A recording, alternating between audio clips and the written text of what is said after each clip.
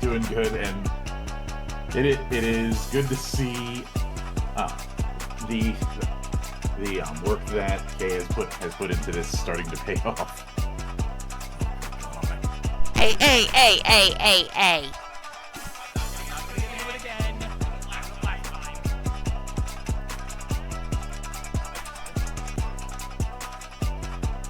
But yeah, folks, so I have spent the last month working on building completely custom assets, sans the artwork for this one-shot.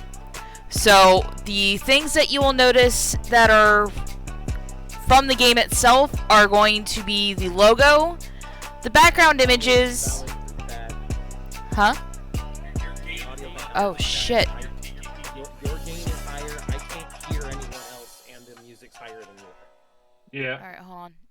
There we go. Never without a botch. Nope. Never without a botch. Alright, how's that? Gotta wait for the stream delay. Must be the N and Y here. Your gain is down, but everybody else is still quieter than yours. Okay, because I've got it up, Troublemaker. which is really Yeah. weird. Everybody's exceptionally soft. Okay, hold on a minute.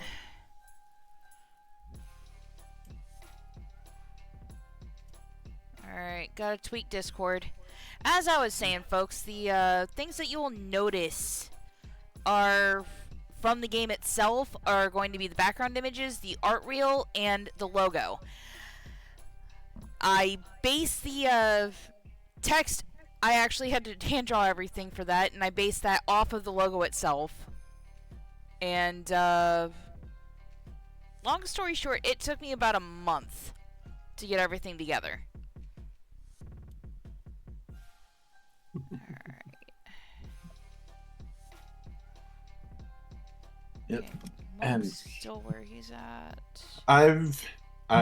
As far as doing this particular one shot, obviously this channel is no stranger to NewEdo. Zan and I covered the quick start before the game proper came out.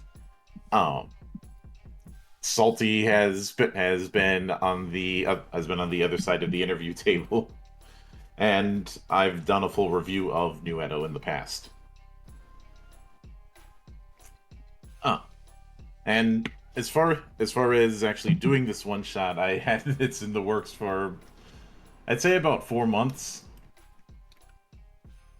Yeah, we conceived of this back during the 77 Kickstarter campaign, and then it just fell apart. And I don't use a computer between the months of April and October, and you invited me back now, and it's come together, and it looks amazing so far. So thanks to you guys for putting this together.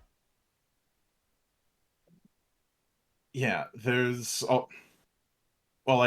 also the fact that I had earmarked particular months for particular one shots, and it was since I knew that you had a certain seasonal bit of work, I used that to set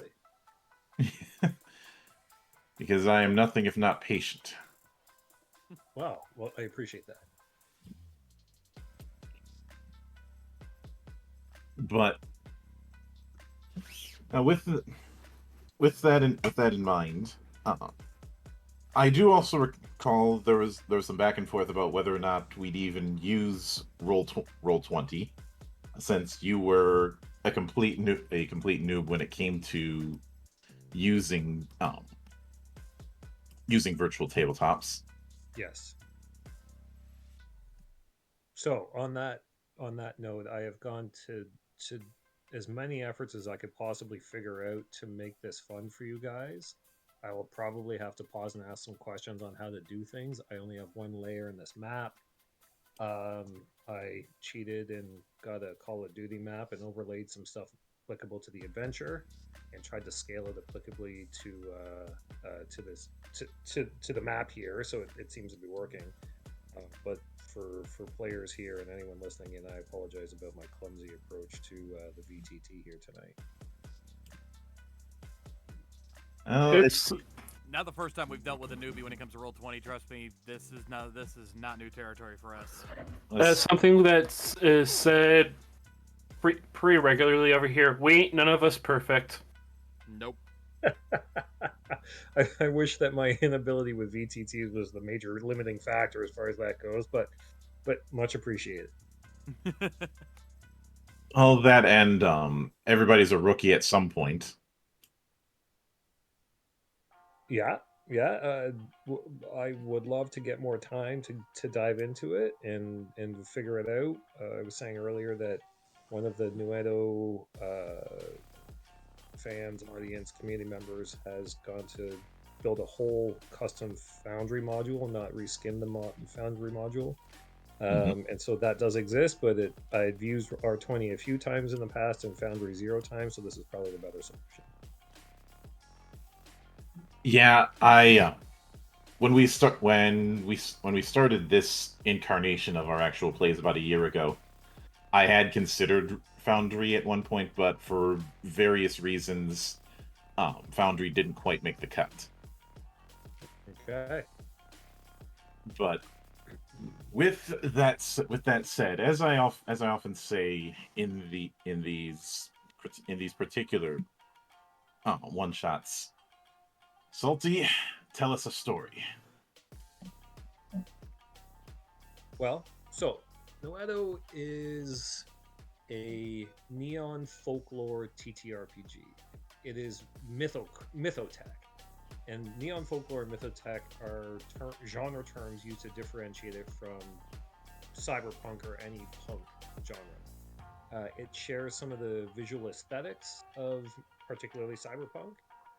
Its neon urban setting, but it is not dystopian, and its thematics are the primary differentiating factor. This is an adventure game about making a name for yourself, not a game about surviving the gritty nights.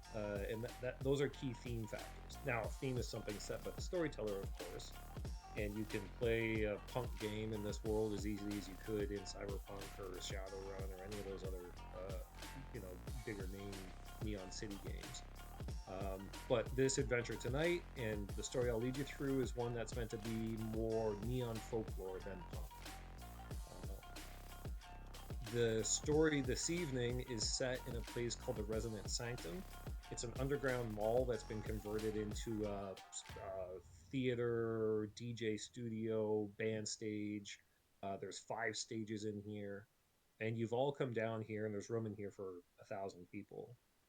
Come down here for various reasons, but to experience DJ White Rabbit's transcendent aria combining the 5 music genres together while played at the same time into one quasi-magical experience. And some of you may be magical, some of you may not care, some of your characters may not care for music as it may be. But there's enough in the Resonant Sanctum to entice you down and to get the story started. I'm gonna have to apologize because I'm gonna cough a lot this evening. No worries. Also, my dog is honking on a squeaky croissant in the background, That's what I was which hearing. may detract from. It's a good thing this isn't a horror game. Croissant? Yeah, he's a little burnt croissant. I got him a little croissant squeaky toy, and he loves it. So it's anyways, serendipity. So, the characters this evening, from my understanding, in no particular order other than how they're presenting themselves on the screen right now, are Tanaka. Tanaka is a Saru, which is to say something of a monkey folk. Tanaka is a corpo for sure, more concerned with his political advancement than pretty much anything else, political and financial advancement than anything else, but he is also a magical character with some capacity. And while he may have had cold-hearted reasons for coming down here today, the Resonant Sanctum is resonating with him, and it's undeniable that there's something magical going on in this event that has been leading up to tonight, which has been a month-long music festival. Banco is coincidentally also a Saru, a monkey character, I think of more advanced age.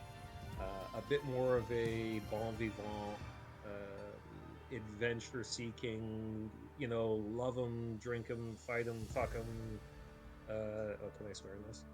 Yes. Yes. Okay, good. I was going to say. We don't give a shit. I was going to say. I'm pretty sure Garu has done a couple things when we played Sword World. Okay, Anyway. good. Benko is a bit more of a traditionalist character. Views the world from a mundane lens, but that doesn't mean that he's not a street poet in his own way. May lean into violence eventually. Is on a path that does not eschew violence, but is an Epicurean at heart. Yagyu is a Oni, which is you'd say a demon, except there's nothing evil about them. They're just large, intimidating, horn-scaled creatures. Traditionally act as defenders. I don't know if you guys can hear the croissant in the background. Oh, I hear it. We're good. It's fine. Okay. He only has one squeaky toy, and he's chosen to play with that at the moment. Yagyu is a tech being, half robot, half biological meat, and that is somewhat affected Yagyu's ability to think.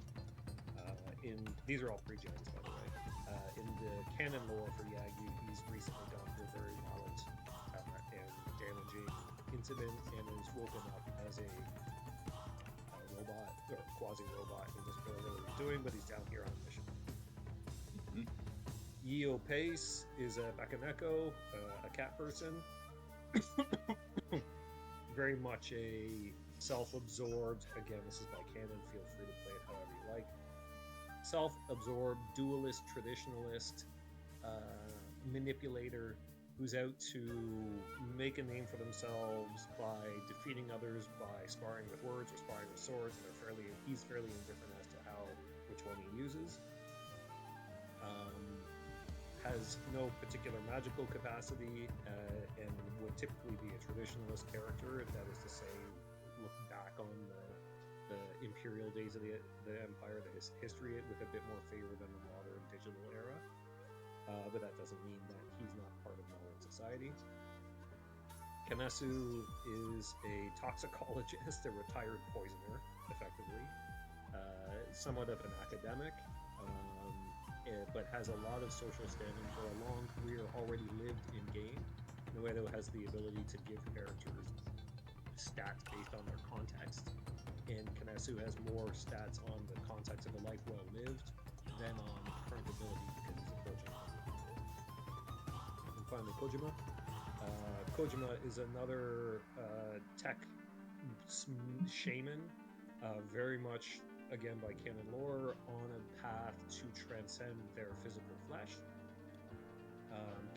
Is highly aware of the magical energy swirling around the resonant sanctum, and is curious as to what will happen with all the hype, all the energy, and all the build-up that is undeniable to anybody, with the trait of Shinpi on your character sheets, which just is your magical capacity or potential. We're gonna try to get that away from him. He's got other toys. He's got lots of other toys. He just knew that I was Dad's on the radio, so.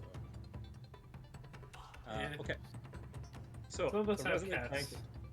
Yeah, exactly. Mowgli doesn't cause messes, and he doesn't chew things to death or knock things off tables, but he's not disdained by a toy that doesn't speak. So my wife is doing her best. Okay, so the Resonant Sanctum is massive. Imagine I don't know if you guys are urbanites, but a big urban mall built into the lower 3 layers underground of a tower in a city that holds 50 million people. Some of the floors have been removed, some platforms have been added. It is a complex and labyrinthine environment. Neon lit, graffitied, a little bit outside of NewEdo's orderly society. Doesn't mean that it's a pit of evil infestation, but this in the city streets there's very little graffiti, and this place is all graffitied up, tagged by bands and gangs and all of that. There are every convenience you could possibly want down here. Gambling, tattoo artists, food of all types, bars of all types. There's a temple that no one is quite sure at the moment, unless you go investigate to whom that temple is dedicated. There's 5 stages with bands that are rotating through. We'll say this evening it's about 8 o'clock at night, 9 o'clock at night, and the prime act, DJ White Rabbit, is due on at midnight, in which case all 5 stages will be occupied by bands of very, very, very different types. Kitty Kitty Lovely Unlimited Duo is 17 members of a J-pop band. Blue Juice is a very deep beats R&B artist. Junk, Jungk, is an electropop alternative style, and Samurai Synth is heavy metal. And they're all playing randomly until I tell you that they're playing at the same time, but you can see on the map all the various different stages there. Just assume that all of these areas are full. I haven't dropped token roll 12 here for people and stuff like that, but assume that you're shoulder to shoulder at any given time. Otherwise, there's food halls, there's pachinko, yokocho just means little bars about the size of a small apartment's living room. There's a market, there's pool tables.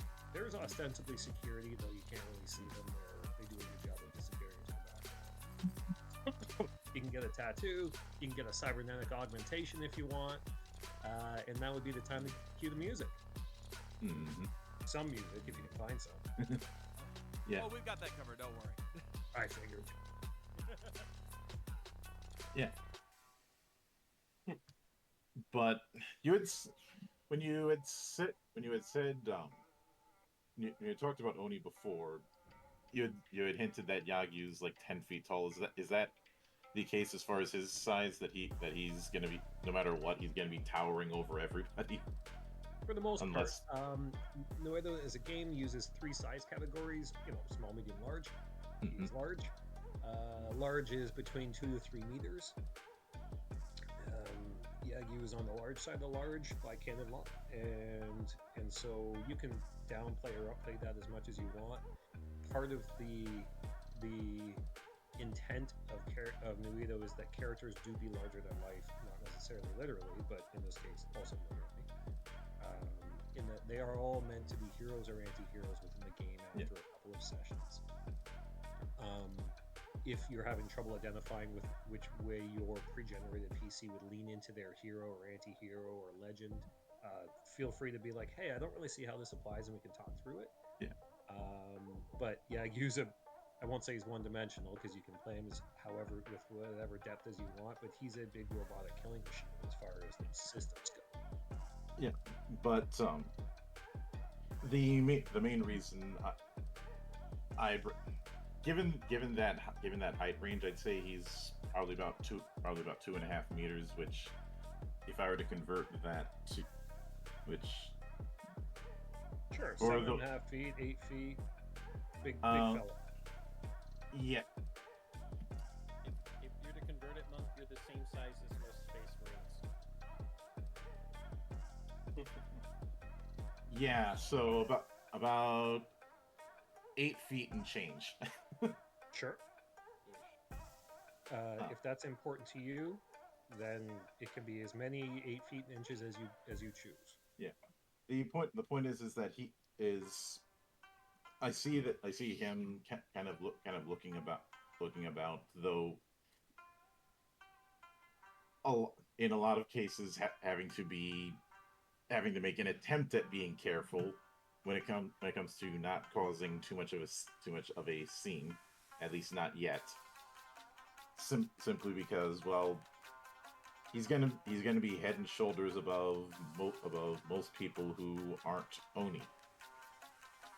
Yeah. Other character types in the game that you might see 2 of in a crowd of 1,000 are the Karasu.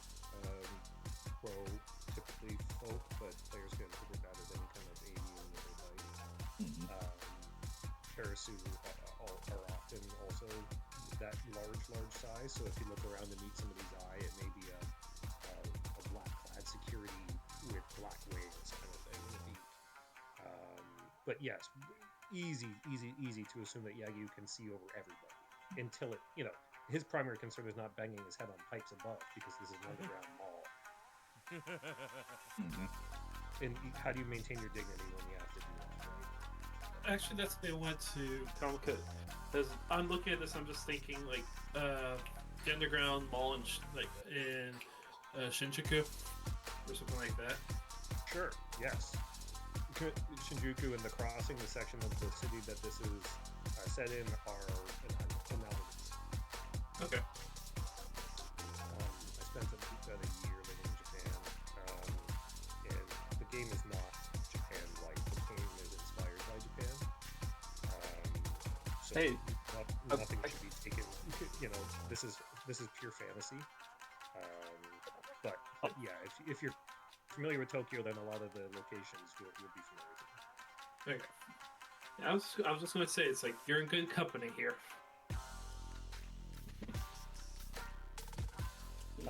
So as far as the adventure goes, I know that for folks listening in, I had teed up each of the players and their PCs with reasons they may want to be here, but I don't want to assume that that's the case. On the other hand, I don't run a lot of one-shots, and I'm not sure if it just makes it easier. I haven't assumed that everybody knows each other, though I have put the tokens all together in the main stage, which is currently vacant.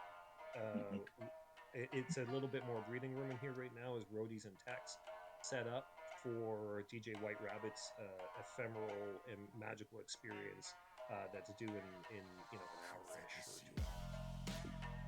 You all have reasons for being here, and I'd like to give you a chance to explore the map a little bit. There's no fog of war here because this is, you could have come and gone for weeks prior to being here, so the geography and layout of the place shouldn't be a mystery. Feel free to ask any questions, to extrapolate on a mission that I've given you, or any other reason that you think a character that may want to be in this cool quasi-mystical or overtly mystical techno sound experience in the third sub-basement of the tower in a gleaming neon city. So, my concern with Tanaka is, as far as the legend goes, he's trying to climb up and get that bank. Yep. I think the primary reason he'd be looking into this mysticism, because it has so captured him, is to see if he can market that as an experience. Okay. Like, cool. He's already had problems finding the financiers and committees that he might go to this festival and be like, well, how do I make you make money for us? Now, Yep. I think the primary reason he's so intrigued by this spiritual movement is, how do I market this to the rest of the city? How do you make money doing it? Yeah, how do I make money doing this? And how do I make sure that the people above me know that I'm the one that made that money? Yeah, that's very Tanaka. So the big thing Tanaka's going to be looking for is other people that are also swayed by this.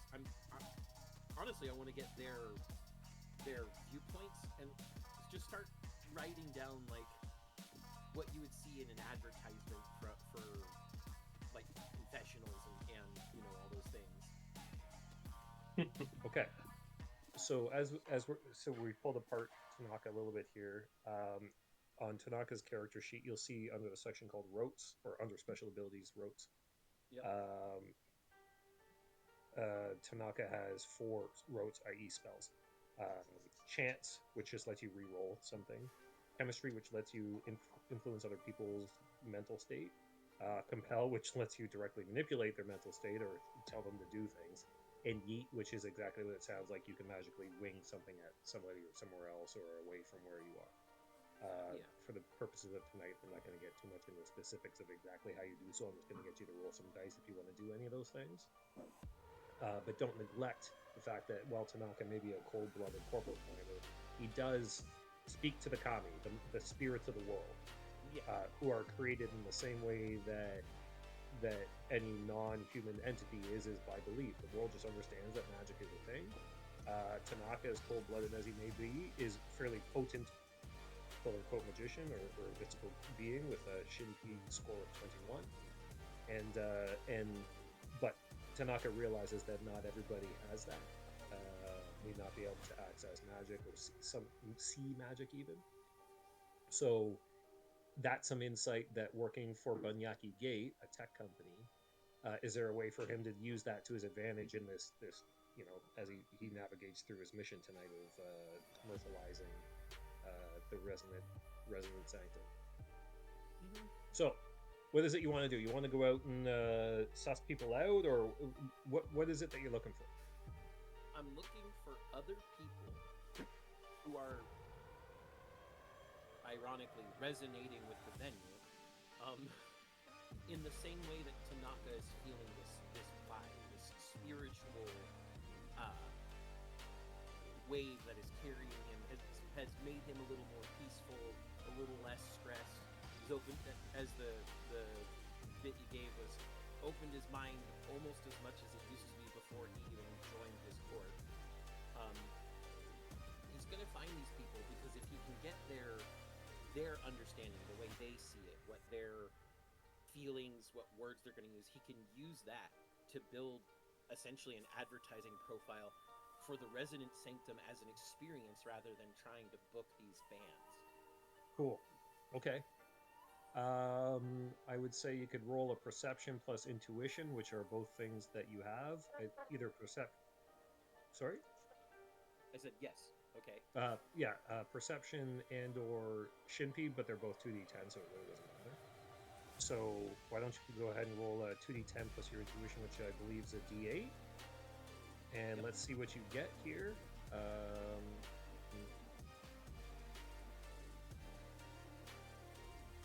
if I got this right. Well, Excuse me. okay, so exploded. That's supposed to be a 1d8. I wrote that wrong. That's fine. It's okay. Just, That. we'll go with the Trust first me, one. the first one's much better. The first one leads to far more fun in the story. So Okay. we'll subtract the 1 from the first one, okay? Okay. Again, easy's 5 to 7, average is 11 to 15. Anything over 20 is a good success. It doesn't mean there's not difficulties out there in the 50 plus range, but in a mystical musical environment, that I was going to look for you to roll a 9 or a 10 or 11 or something like that. So you've done a fantastic job. All right. Now, okay, we're going to get into my technical limitations here as I ask to find ways to share images with you guys. I've uploaded a bunch of stuff, but I would like to put something into the handouts, I guess, and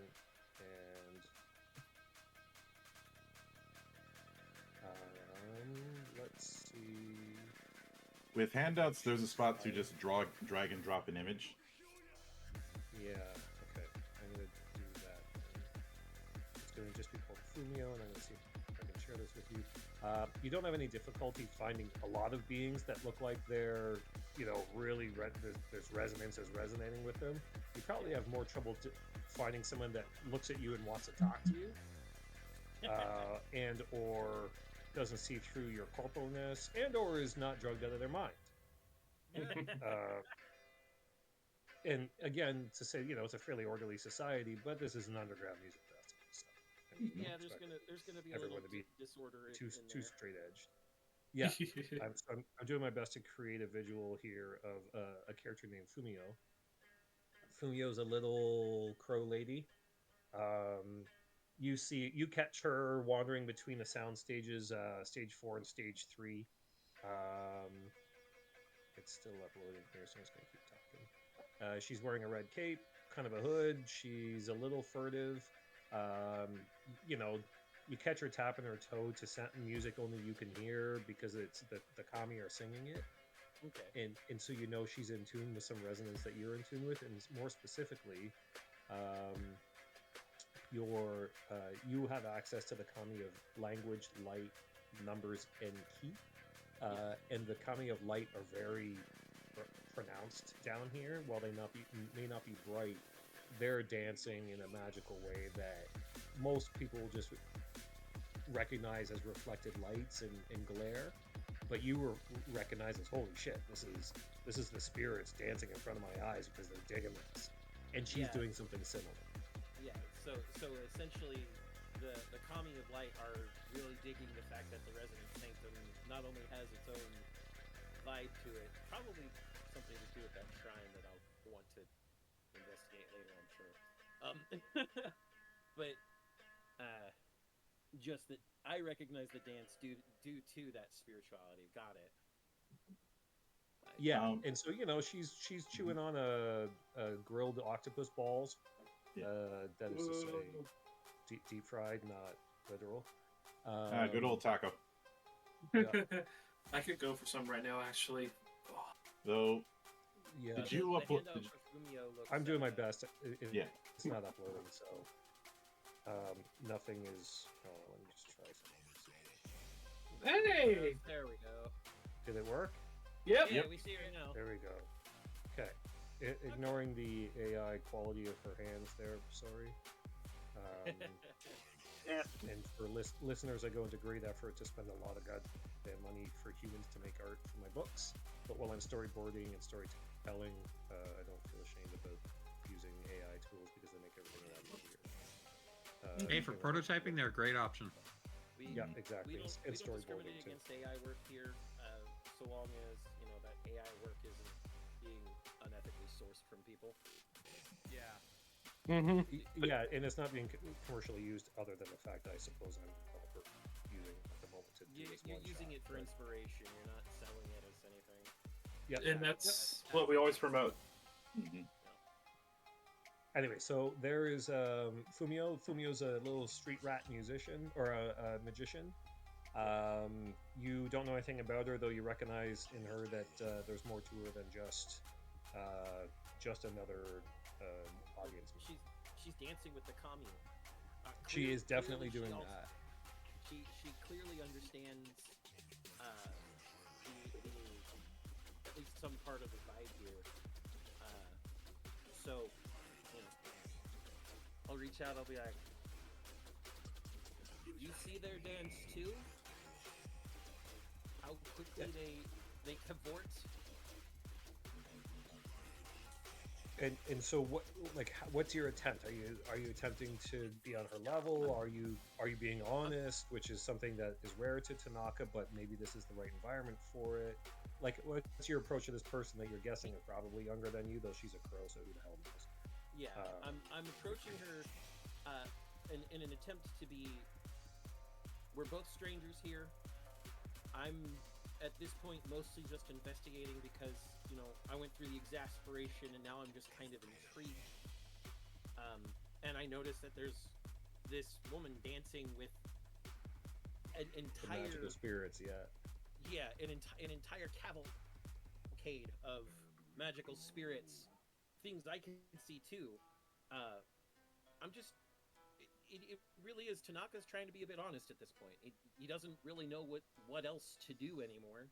So, as uncomfortable as it might be, having been in a cutthroat world for so long, he's just like, you see them too? You see them cavort and play this magnificent dance line they've given for all of us? So, part of the character sheet that we haven't got into yet, which is a key differentiating fact or mechanic in NewEdo, is the fate card. Whenever you're going to roll dice that has the potential to have a meaningful outcome, whether or not you saw someone that might be magical, you need to roll your fate. We don't want to bog down the game. But you're cracking open a conversation with somebody who's probably inherently suspicious and for whom your Gucci and Gap outfit, as best as you may try to have downplayed it, this isn't an automatic thing. So let's roll it, but I'd like you to roll your fate card first. And the way you do that is just rolling a D100 and then referencing your result against the fate card on your character sheet. Fates, for folks new to this, are intended to, they're procs. They're things that you can build your character around, but they're random and you can't rely on. Like having a dagger in a Dungeons and Dragons game that once randomly will do a D4 of healing or something like that. Fates are built around the basically video game mechanic of things kind of proccing randomly. So as you roll your just roll D100 and then see if fate has anything in store for you before you then proceed to roll your skill. Okay. And really quick for the audience, while that is Kojima's fate card, that is what Salty's talking about on the player sheet. A 15 doesn't hit anything on my fate card, so Okay. I assume I just then go with my eloquence roll afterwards. Yeah, so you would roll your presence, which is a 2d10, and eloquence d6d6, and you're adding +2 to this because you have a language Mikata, which is to say you have a magical familiar that follows you around at all times, and we won't get into the details too much, who makes you more charming. 2d6 plus 2. Got it. 19. 19. Okay. So when you're rolling social attempts against other characters in NewEdo, everyone has a resolve rating, which is your social defense. Okay. Now, you're not necessarily trying to manipulate, lie, etc., but to gauge how well an approach, whether positive, negative, or benign, malign, has worked, you just compare it to a character's resolve. Okay. Off the top of my head, I forget exactly what Fumio is, but it's not 19, so you've succeeded. I'm gonna cough again. So she kind of pauses, and she's got a stick of taco balls like up to her greasy beak, and she looks up at you. She's quite small for a Karasu. Yeah. And she's kind of like her black eyes, crow eyes, are glinting with this light, right? And she's like, yeah, right? What? They don't even dance to the music. They dance to their own tune. What are they dancing to? Holy shit. Oh, I love it down here. I haven't left here in days. I don't think I've had a bath in a week. She says to you very openly. Yeah. You immediately get the impression that this is borderline a child. She's, 18, 19 years old, relative to whatever. Innocent and somewhat naive, and you've caught her just completely in awe of the moment. She is. I think with Tanaka and probably the amount of cynicism he has, having worked in a corporation for so long, he might actually see this as somewhat quaint. Somewhat, she sorry? still has so much innocence. Yeah, this may very well warm his black heart. A little bit, just a tad. He's like, the dance that they, Tanaka's just like, the dance that they dance is what the Kami of Light appreciate. There's something down to it, something they love. Otherwise, they would not be dancing with such joy. And that you dance with them, child. He's gonna call her child whether she is one or not, because he's pretty. He's not old, but he's older. Like, she gets her back up a little bit as you say that. She's sick of being treated as a child in the streets of Laredo.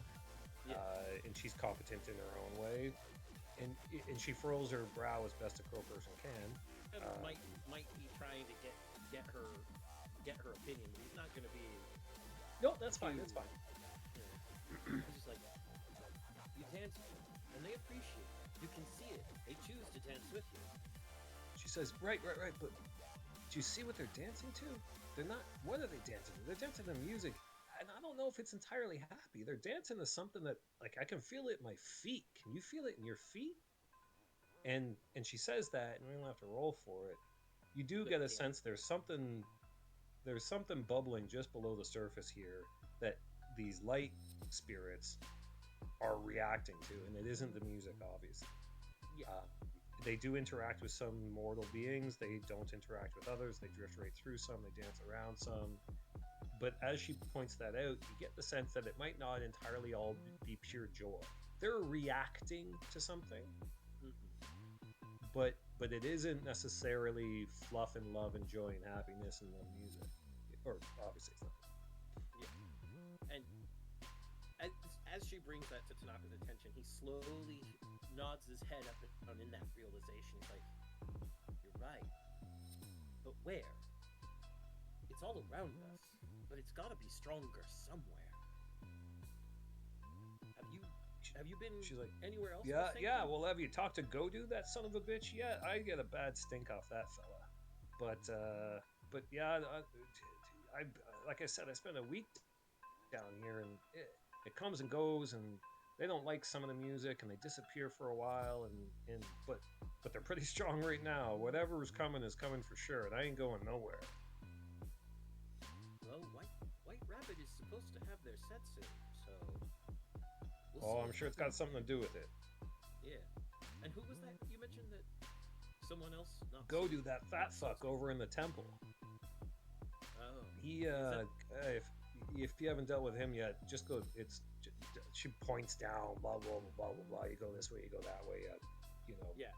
It's whether pretty close by. or not when you're you able to go follow map. that.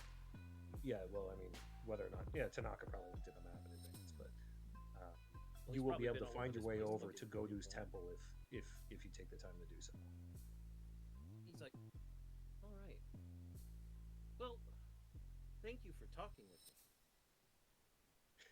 She kind of like cocks her head a little bit sideways. She's seen like, somebody so- yeah, that is odd, isn't it? Huh? And she kind of walks away. Yeah, and Tanaka is gonna. He's going to go towards the temple first because she very much pointed out that that's a negative aspect, and maybe part of what would be better about selling this place as an experience is to also say, don't go here, you won't have a good time. Yeah, fair enough. But with that, Okay. I'll let Tanaka travel and let someone else have their time in the spotlight. I guess I'll go Yeah. then. Yeah, and so as we interact, like we don't have to all go one by one here. If you find a reason for your character to jump in, please do, because there's 6 of you, and otherwise we'll spend the whole 4 hours going through this intro part, which, you know, maybe you don't want to experience the end of it, and that's totally fine too. It doesn't matter to me. And I'm not. No. I'm not being facetious. Actually, I don't want to rush through this. I want you to enjoy your experience. But feel free to fudge around the edges of why you might talk to, where you might be, even if your characters may know each other from other ways, shapes, or forms. Tanaka and Kojima are both ghost talkers. They're on the same path, which is kind of like a class. There's no reason necessarily for them to know each other, but it's possible. Okay. All right, I in was that already- case, I already said mine. So who's up? Who's up? I Oh, yeah. given that I'm looking for someone in particular, I think I'm going to be making an attempt to head towards where a lot of the gambling is going on, because I have a feeling the person I'm looking for is going to be in that area. All right. Okay. So Yagyu heads upstairs to the pachinko parlors, which I've spelled gambling. Sounds fairly different than gambling, but I might not be too far behind him because I'm probably heading over to the Yokcho bars. I'm going to Okay. be. Benko's going to be heading over to the food halls. Basically, he wants to try some of the stuff and see what some of the food and see what it has to offer. okay. Well, so why don't we say that Benko was already there and overheard this conversation? So you may just be curious. One, Saru, the monkey folk are not the most common in the city, and here's another very well dressed fellow chatting up a Karasu, a crow person, and you know you kind of lean your ear in a little bit there, Benko, talking about shit that you have no the fuck clue what the hell they're talking about. Magical light beings of what? Things through my feet? No. The bar's over there, the food's over here, the music's over there. But what? Oh, okay. And you had encountered Godu before, this big fat friendly priest, and you got no stink off him whatsoever. You kind of like the fellow. So there's an excuse for you to tag along with He's going Tanaka to if he's going to be meandering behind Tanaka. It's like he's going to keep Tanaka in his sights, but at the same time, he's not going to let that prevent him from trying a enjoying few the things. food. Yep. Sure, great. Yeah. Okay. So because you're there right now, we'll just go through it quickly. The food hall is shoulder to shoulder, fried, grilled, tons of yakitori. It smells absolutely incredible. There's a lot of fire and open charcoal grills and deep fryers in close proximity to each other. You're absolutely sure that it's a fire hazard. The ventilation sucks, which helps everything smell delicious, but you're not really sure how poisoned everyone's becoming from deep fryer and charcoal fumes. But hey, it's okay. It's a big space, right? And you are absolutely happy. Whatever damn music is playing, Benko's a bit of a traditionalist as far as he's older, looks, views the previous century a bit more favorably than the current one. But you're having a great time. The food is stellar. Like and, hands, like he has his hands full, or either like fried shrimp, takoyaki, or corn. Yeah, yes. And every time he puts something down, he picks something else up. Like his tail has like a thing of sake in there, like he's walking around. Yeah. Noting what a positive and loving consumer you are, you will be very regularly approached by the shirt maidens, an army of, very identical looking bob cut, dyed hair, punk rocker chicks selling t-shirts. All of them Benko for bands you've never heard of. Now, one of them is DJ White Rabbit, but you've barely even heard of White Rabbit, so. And you may find yourself charmed, because you are easy to be charmed, because you allow yourself to be so, into purchasing a t-shirt or two that you drape over an arm and or use for to wipe your mouth. Okay, so Yagu's gone upstairs to the gambling and pachinko area. And you are keeping an eye out for Tama, whose description could not be more vague. Human, 130 pounds, or whatever that is in kilograms, somewhere between 5 and 6 feet tall, whatever that is in centimeters, and slightly cagey looking. Gender, identifying marks, all of that have been omitted. Now, Tama is a name that any of you who would identify yourselves as people who might know anything about the streets of NewEdo may have come up before. Tama is a bit of a hustler. Kojima, I'll say that you are familiar with the name Tama. Not that it matters in this moment, but if it comes up in the future. Okay. Tama is a hustler all over town. Yagu, you've never seen an image of Tama, and so you don't know exactly what you're looking for, other than it's a human. That doesn't help a ton. Youngish, that does help. But otherwise, where do you start? The pachinko parlors and gambling is mostly cards and pachinko, which is a drop slot game. Like,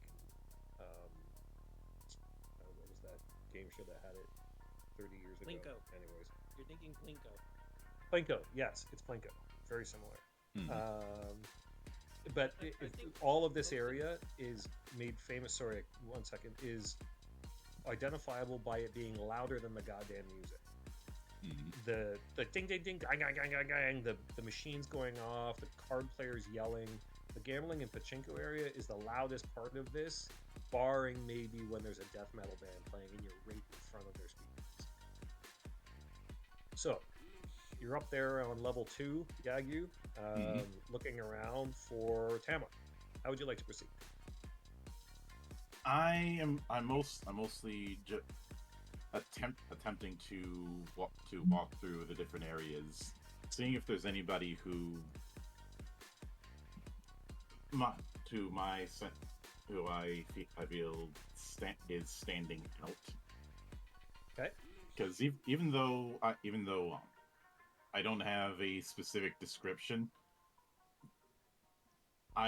given that he's somebody of interest, I feel like they're not going to just not draw attention to themselves. Well, speaking of drawing attention to yourself, you certainly do. So this is an area where folks are focused on what they're doing, for sure. This is their card tables, their slot machines, their pachinko, whatever it may be. And you're looking over shoulders and maybe not so subtly barging to see people and stuff like that, or maybe you don't. It's hard not to when you're 300 pounds. But you draw a lot of attention for sure. So maybe that's a way to, as you are not necessarily, you might be a killer, but you ain't no hunter, at least by skills. For you to discern who might not want to be found is by who sees you looking, right? Yeah, who's looking? Yeah. There's going to be some stares, but it's more of who's looking a bit skittish. Yeah, exactly. More so than normal. Yeah, I would say let's roll an intuition. You don't have it, so just roll a 1d10 for your perception. This won't require a fate card roll because it doesn't really matter whether you succeed or fail at the moment, in that you're not going to be setting off any bombs. I hope. And you did say core traits explode. Does that still apply here? Absolutely. So you're rolling your perception, which is 14, which equals 1d10. And it does explode, so feel free. I'm going to, well, let's just see what you get. I'm not going to tell you what your target number is. 9. Okay. There is, of the 300 people in this gambling area, your machine brain estimates that 291 of them see you looking and are concerned with you looking at them. You're an 8.5 foot tall, 300-pound robotic devil. And while that's perfectly legal and not outside the realm of possibility, you are pushing the boundaries as best as any character in the game can. And even as polite and gentle as you may be being, you certainly draw attention. And gambling is illegal in NewEdo outside of Kabuki, a specific district, and we're definitely not in that district. So what's going on down here could ostensibly be understood to be being against the law. You haven't seen any cops, and it's a whole section labeled gambling and pachinko. So you're like, it's not like anyone here's really hiding it. But you wandered into the area with the cagiest of characters. Is there any way you start to make a mental list of who's definitely not temp? Anyone over the age of 30, anyone who isn't human, anyone who is flamboyantly male or female, you're suspecting that probably would have been identified if that was the case. Some mustache over there is out, and so's V-neck over there, and you can start to shorten your list, but it is laborious at the moment in a search that you're conducting exclusively by look, with your eyes, I mean. Okay. Yeah. Can I leave you with that for a moment, or do you have anything else you'd like to add quickly? I'd say that'll cover it for now. Okay. Who's up? Like I said, I'm already at the Yokocho bars because I've got a little investigation of my own to conduct. Fair enough. So Yokocho, for anyone not familiar, these tiny little places with between 6 and 8 seats. All of them are thematically very different, and the place is a maze of walls. Doors open into bars, open into doors, open into hallways with 6 bars and 4 doors. Getting from the north to the eastern section of this area is highly complicated. Now, yeah, you could probably just knock all the walls down and walk through them all. Some are separated by sheets. Some bars are just made of a wine barrel with a plank on top of it. Some of it is drywalled in. It is, and everything, like one's a tiki bar, one's a heavy metal bar, one's a wrestling, a TV show wrestling kind of place. One's a heavy metal spot. One is dedicated to the art of sake, and the next one beside it is dedicated to the fine art of tequila. And so these Yokocho places are very niche.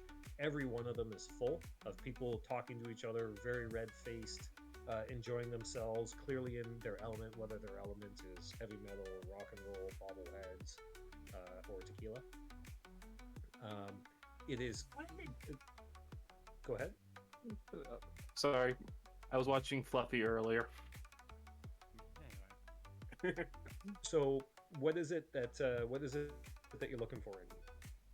Well, now, I'm not, being as old as I am, I'm not an idiot. I know that some of these drinks are probably not using the most legal of ingredients, but I'm looking specifically for anything that is beyond what you would expect for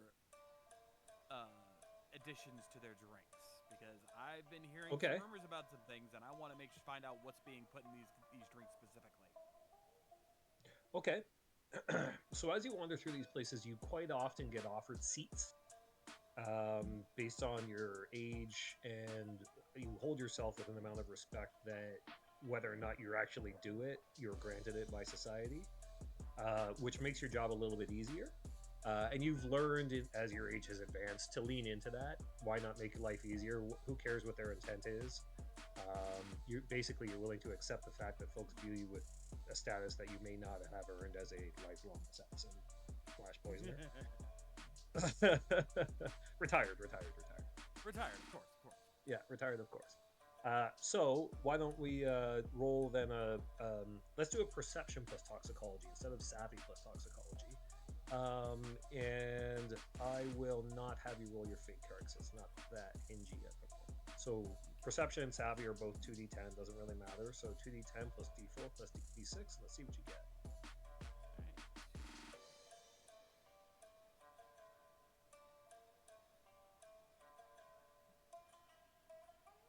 I gotta type all this out now. There we go.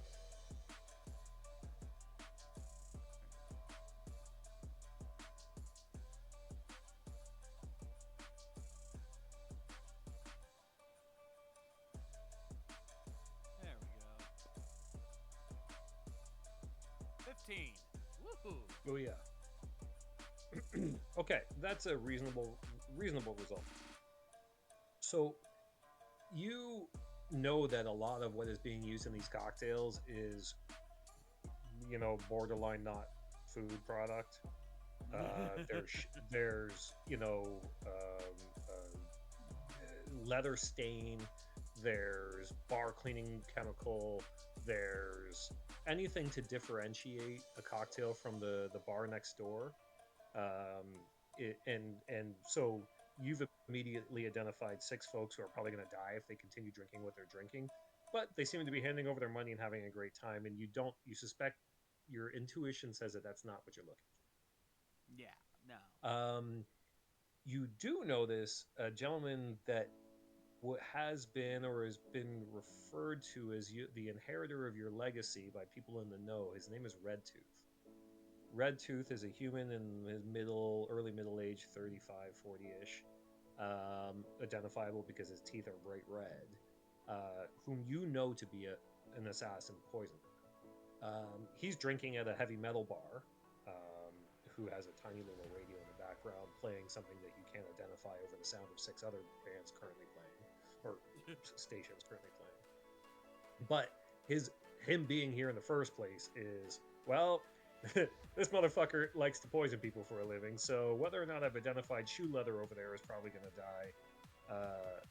Redtooth stands out, well, like a sore thumb. To you, he's just a regular sleazy son of a bitch down here, and he does not stand out in any other way, shape, or form from among the characters here in the bars. Yeah, but I recognize him, so obviously You certainly do. I'm just gonna gently walk up to his bar and like, so, what are you serving? Hold on a sec.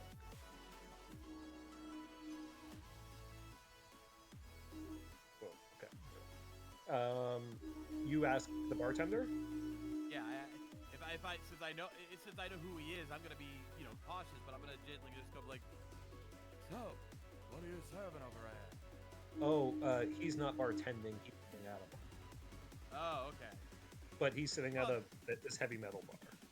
No, he's sitting at the bar. So you can do this same thing. You can, and you want to try to saddle up next to him, or? Yeah, I'll change my save now. Be like, so what brings a guy like you around these parts? He kind of pauses and looks at you. Drinks and rock and roll and chicks, man. What brings an old geezer like you around these parts? Well, my friend, there's always an interesting story to tell, and if there's ever going to be a place to find interesting stories, it would definitely be here. Yeah, no, I guess you're right. Kind of scratches his head a little bit, and he orders a drink, and he pauses and looks you up and down for a moment, kind of squints at you. You recognize the slight haze of drunkenness about him. Shrugs his shoulders and makes a little universal hand signal for another round of drinks and puts his fingers up for 2. So, 2 drinks come.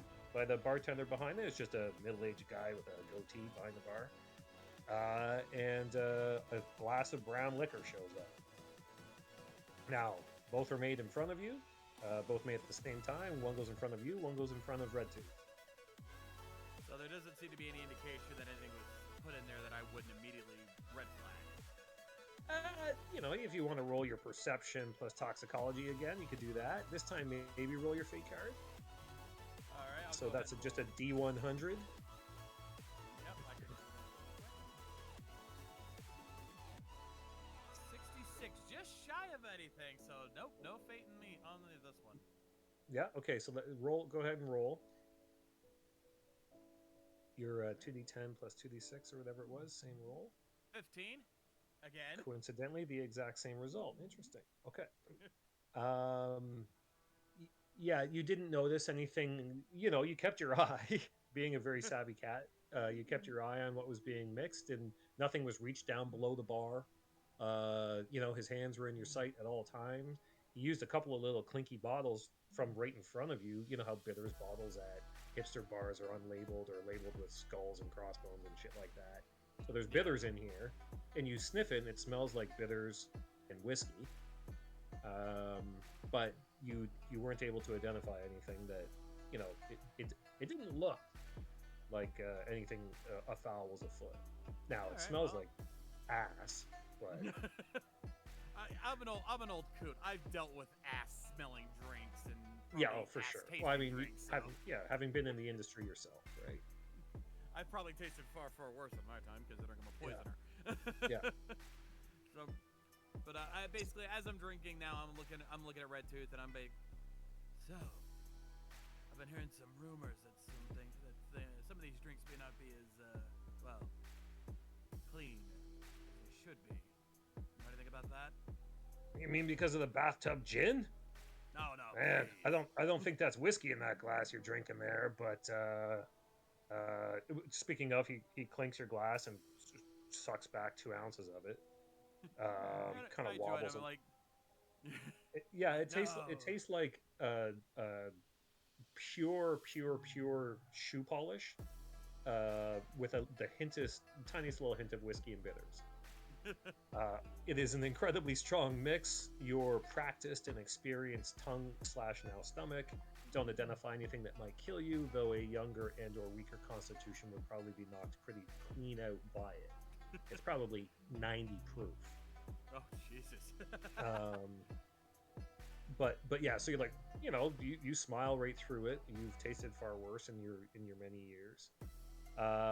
And so Red Tooth kind of smiles, and he pauses and takes another look at you, like he's trying to figure out who the hell you are. He feels like he should know you. You recognize that look. He doesn't know who you are. He's never heard of you for some damn reason, or if he has, he doesn't know you by face. I think it's time to drop a little hint on him here. He's like, all right, you know exactly what I'm talking about. I know who you are, Red Tooth.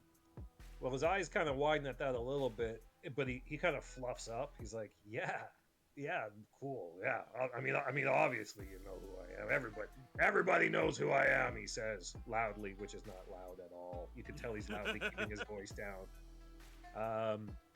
But that favors you to him, kind of thing. He's like, yeah, well, I heard some things too, but I didn't hear it about the drinks. I heard it about the tattooing. Really? What have you heard? Well, just that it's not just colors and pigments being put into that shit. Puncture wounds, right? You've heard of these guys. And aside, you have puncture wounds is a new and rapidly expanding chain of tattoo parlors that is famous for rabble-rousing and vaguely cult-like activities. And they're very public. They're a young folks social club that is very much on the outskirts of socially acceptable norms, but there's nothing inherently illegal about a social club. Whether or not they're part of a tattoo parlor, they just have a shitty reputation. He says, yeah, puncture wounds, those guys are downstairs doing tattoos. And I've heard that their ink is a little bit just more than pigment and ink. I was curious about it myself. If in the business, if that stuff would be useful, if you know what I mean. Yes, I'm sure you could come up with quite a few ideas yourself. Already have, buddy. What's your name, by the way? They call me Kanasu. Kanasu. And again, you can see his slightly glazed eyes tripping over something that he should know. He probably studied in your classroom, but he's too glazed to know at the moment, and he just kind of shakes his head and raises his glass and clinks yours again, and his is empty, and he's like, Red Tooth. Yes, I'm very familiar. I believe we may have met before, though, knowing my not me. He kind of perks up again, like, yeah, you're fluffing him up when you say that for sure. That's my point. Yeah, he's drunk. Yeah. He's not. He's already loosened up. I'm gonna make sure that he doesn't immediately think I'm up to doing something bad to him. I want him on my good side because he might have info I'm looking for, and he's already given me plenty. So I'm gonna keep that going. Yep. Yeah. So Kanesu, you've got presence in the 20s, and while you may not have any social skills per se, between your presence being a fair rating and your social status, your background there, Red Tooth here is warmly inclined to it. Why don't you bend his ear for another minute and see what can shake out? If you have anything pointed you'd like to kind of extract from Red Tooth, then make note of it. But I'm going to let folks go on to their own adventures here for just a minute. I'll just go ahead and move on or let someone else take over because I got nothing specific yet. Yeah. Okay. So who else is up here? Oh. Go ahead, Neff. All right. So I'm gonna start by hanging around the security hub, and trying to look big and bad and tough as I can, and seeing if I can see anyone whose security is dragging around that looks like they'd be a good person to fight. So you're not looking to fight a security person per se. You're looking to fight somebody that security's identified as a bad person. Exactly. Yeah. I will start with that, and then maybe work. Talk to the security guys. Say, hey, you guys are doing good work. You want to work with me? I can help you out. Okay. All right. Well, so it's a closed door, but it opens and closes, and men, women, and creatures of all types go in and out wearing black uniforms. They're not the police, but you don't recognize any sort of security badge on them per se. They do drag in just as you're approaching. They drag a young human in, clean-faced, wearing sunglasses, kind of blue hair with the shaved sides of their head. And that person's protesting fairly strongly, like, hey, no, come on, you got the wrong person. I'm innocent. No, I wasn't trying to do that. Really, come on. So you, that there's obviously... Hold on, folks, 1 second, okay? 1 moment, please. I'm going to just put myself on mute for a second. All right. It's the return of the squeaky toys. Pardon me. Okay. No, it's the squeaky croissant. No, my wife's just taken off to go to work, so I'm just saying. Oh, darn. I was hoping it was the squeaky croissant. Yeah, he seems to be done with that at the moment, though. His anxiety will spike up as soon as she leaves, so he's definitely a COVID dog for a little guy. Okay, so actually, Yeo, can you just roll a straight D100 for me? The way that we generally... There's no hard and fast mechanic for whether you recognize somebody, because a character that one player may recognize because, say, they have overlapping roles, say Red Tooth and Kanesu, wouldn't necessarily mean that someone else can recognize them. So when I try to... Is that a fate roll? No, this is a do you recognize somebody based on their legend, and it's a roll under. Okay, and well, so I got an 84, so... Yeah, the higher your legend, the easier it is, of course, to be recognized. So with your 84, you don't recognize the person that's being dragged into the security station, right?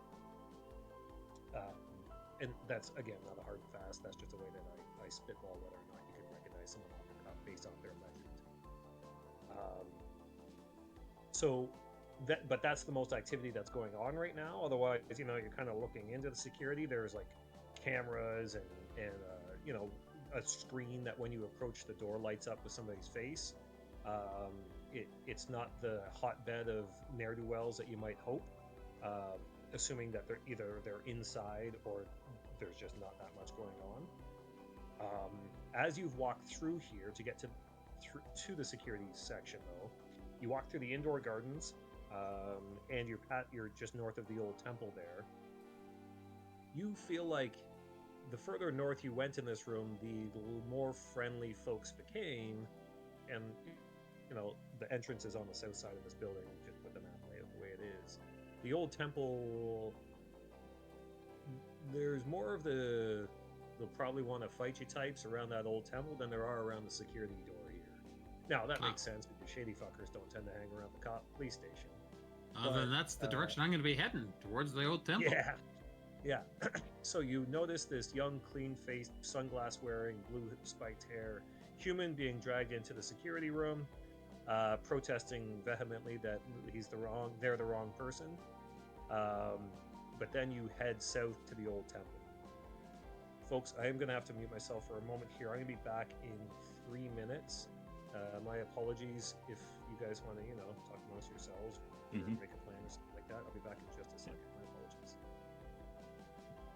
Plans? Where we're going, we don't need plans. Remember, your plans can't go awry if you don't make any. Yeah, but I don't want them to go awry, so it's easier this way. What was it? Hey, Shades, what was the thing we learned about plans early on? The 4-step things about plans? And hang on one moment. I have to deal with a bot, Oh, jeez. and it has been dealt with. Yeah, it says, good old Leonard Stark once said, there are 4 rules you need to remember. Make the plan, execute the plan, expect the plan to go off the rails, throw away the plan. Wait, there's a plan? Unless, of course, you're talking to his Earth X counterpart, but that's another story. Mm-hmm.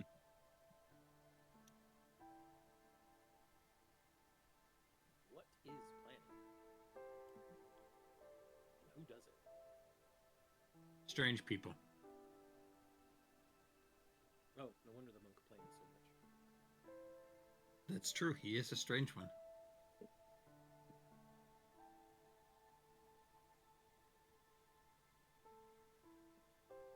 Mm-hmm.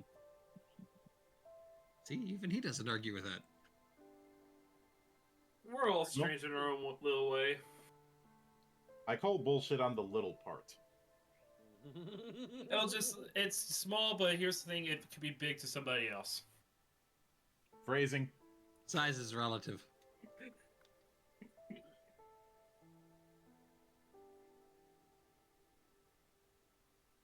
But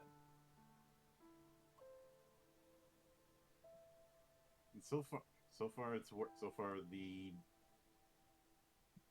I was a bit concerned that we end up with some weirdness when it comes to how the dice program works, but so far so good. At the very least, it's kinder to us here than it was during Hell Night. That moment when I'm the one who had the most consistently successful rolls. But then again, here's the thing, it'll never top that one night when we were the one session during Sword World. All my failures. Mm-hmm. Mike Shell's position here almost got taken. It's funny you should bring that up, Nick. Last night when Monk and I were finishing the review of the Robotic Age, there's a portion in the GM section that talks about the way that you should award character points to people, and one of them was the pity point award. And we were talking about it, and he's like, I would probably give that to whoever consistently rolled the lowest or worst. I'm like, oh, so Neff. Yes, definitely.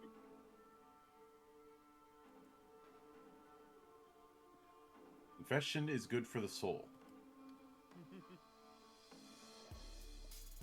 See, the online dice hate me because I have so many of the physical ones. That's fair. Dice do get jealous. I just assume that the dice gods hate everyone, and I'm usually right. And It's a the safe maxim assumption. here in the temple is the dice gods show no mercy. Amen. Amen. Okay, it's back at it here. So Yeo is headed towards the old temple, where he's going to encounter Godu, who does not have an image yet. Probably also already interacting with Tanaka at that point. We went there to find out what's going on. Yeah. Yeah, that's fine. You guys can both be down there. I'm going to create a handout for Godu. And I wonder if Oh. Penko has yet catch up to us, or if he's too enraptured by food. Food. No, he's enraptured, but at the same time, you also can tell, like, anyone looking, like, he knows he's following something, but at the same time, he's also, like, he's wise. He's up there where he can multitask. Yeah, he's not so taco ball drunk yet that. Okay, Godu as a handout should be available. I'm still only seeing Fumio, but let me refresh and see if it's just a refresh before bitching situation. Yeah, he'll pop up. Godu's a monk wearing blue purple robes covering him from wrist to neck kind of thing. A big gold chain, sunglasses, bald, fat little human. Not little. Average size but quite broad human. Oh, so he's an easy target. And he's dancing and swaying to music. ARB?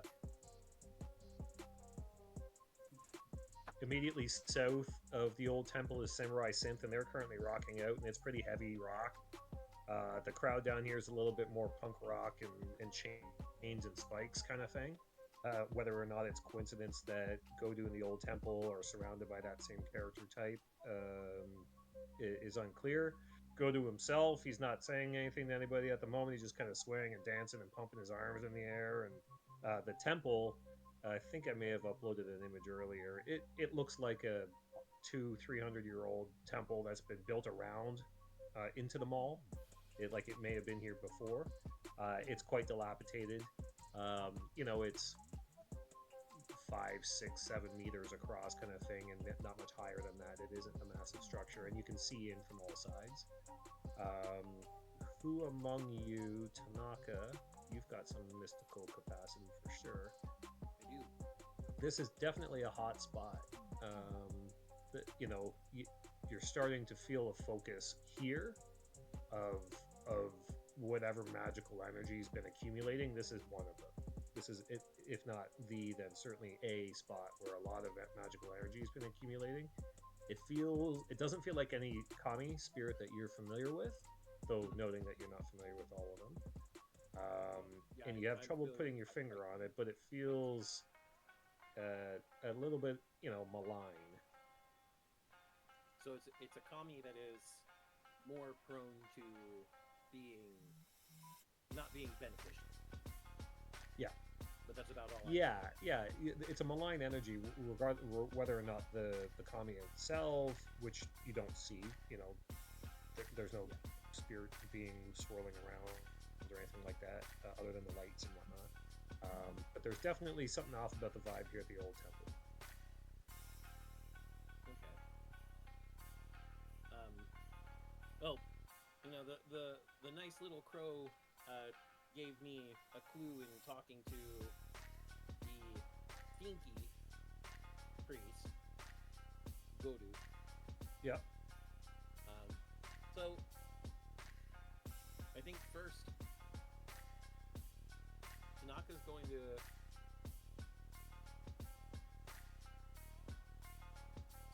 approach Godu himself. Okay. Godu's fairly prominent, I'm sure. As the three of you approach Godu, let's just double check in on Kojima to see if there's anything that Lady K would like to contribute here, now that everyone's starting to kind of come together finally, before we let you guys take it around too, okay? So, Kojima is not a people person. No. She's in fact not even much of a biological entity person. So, Kojima is loving the vibe here, the overlap of tech and magic, the wiring that has been strung through this place to overlap sound is very impressive. Security is prominent but poor in your professional Oh, and they've estimation. noticed. And so continue. So they're going to they know that it's inevitable to bump into people, but they're going to try to stick to the least occupied spaces right now while still trying to soak up the vibes as they were. Okay. So Stage 4 is empty at the moment. The main stage is empty. That like the area you're in is kind of empty, but it's starting to get busier and busier as text gets set up for White Rabbit's main show. Stage 4 in the middle there, where Junk is noted, is not currently playing. And so that's kind of that's near the food halls, which may be one of the more popular spots in this in the structure. But they're going to is a good way. yeah, they're gonna stick to the walls, but they're gonna wander towards the temple because they're looking for a way to ascend spiritually, of course. Right. Yep. So yeah, they are going to meander this way. Okay. And in that time, am I seeing anything out of the ordinary? You were describing. Yes, it is a magical, mystical, neon folklore world. What is it that you've got in mind as far as? Now, it was brought up earlier that Tanaka could see the Kami of Light. Pull up Kojima's sheet real quick. Yeah, what's Kojima got access to? Language, light, numbers, and earth. Interestingly. Ooh, okay. So, Earth Kami is. Right, where would I see that? You were, besides Shinpi, under core traits and skills, there's an area that says. There it is. Kami. I see it. This is a very abridged character sheet, even though it may not look like it. It doesn't delineate all of the magic sections, cybernetic sections, all that kind of stuff. It lumps it all together for expediency rather than detail. But yeah, so the Kami that you have conversant relationships with are language, light, numbers, and earth. Okay. Earth is quite different for a ghost talker, but serves you well here. You find that the Kami of Earth are everywhere in this building as you would expect them to be. You know, you're underground. But they start to go away as you approach the old temple. The ground, there's something possessing. Yeah, there's something possessing the ground, but it's not any Kami that you're familiar with. Again, you get this malign, malignant feeling from it. And it's very strange because the Earth Kami are, as you would expect, ancient, stoic, reserved, proud. Yeah. These are not beings that make space for usurpers easily.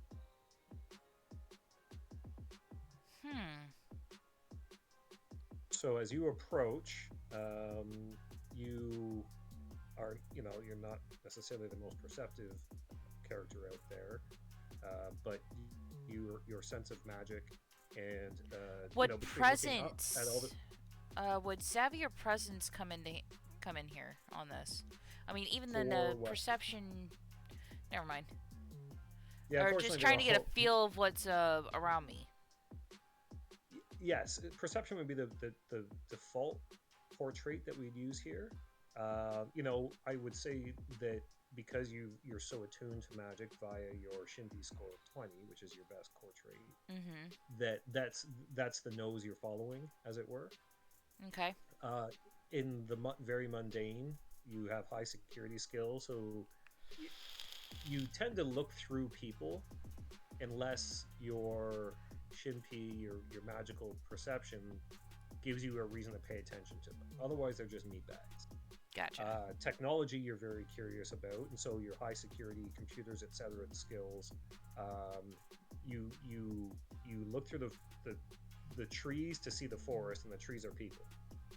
And the forest is this building, how it's been retrofitted for this concert, and then a complete flip side of that coin is your spiritual sense, which is strong here. You identify beings, human and Kami, as they come in and out of your perception, whether or not they are similarly attuned. You're perceptive enough to notice that.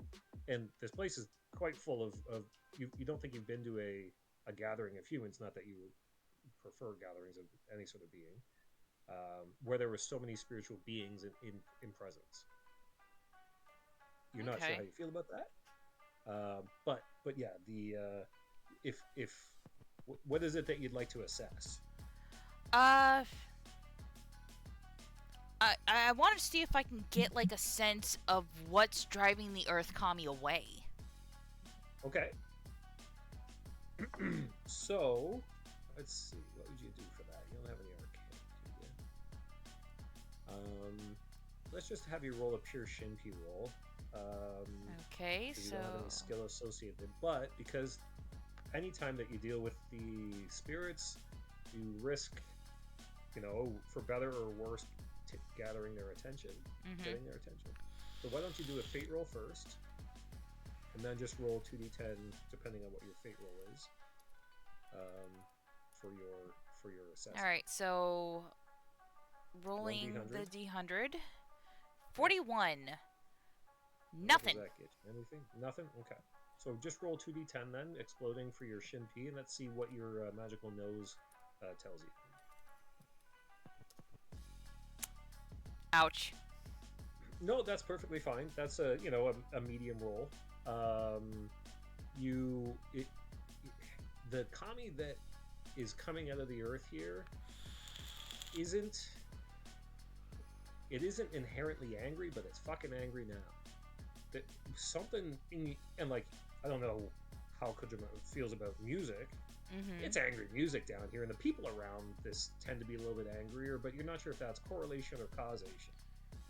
Now, the music and the vibe and the people and the demeanors, barring maybe these three interesting characters that are also gathering there, suits the feeling of this spiritual energy that's emanating from the ground and evidently scaring off the Earth Kami. But it's a resentful one now leaning into anger, and that's as much as you can get at. Gotcha.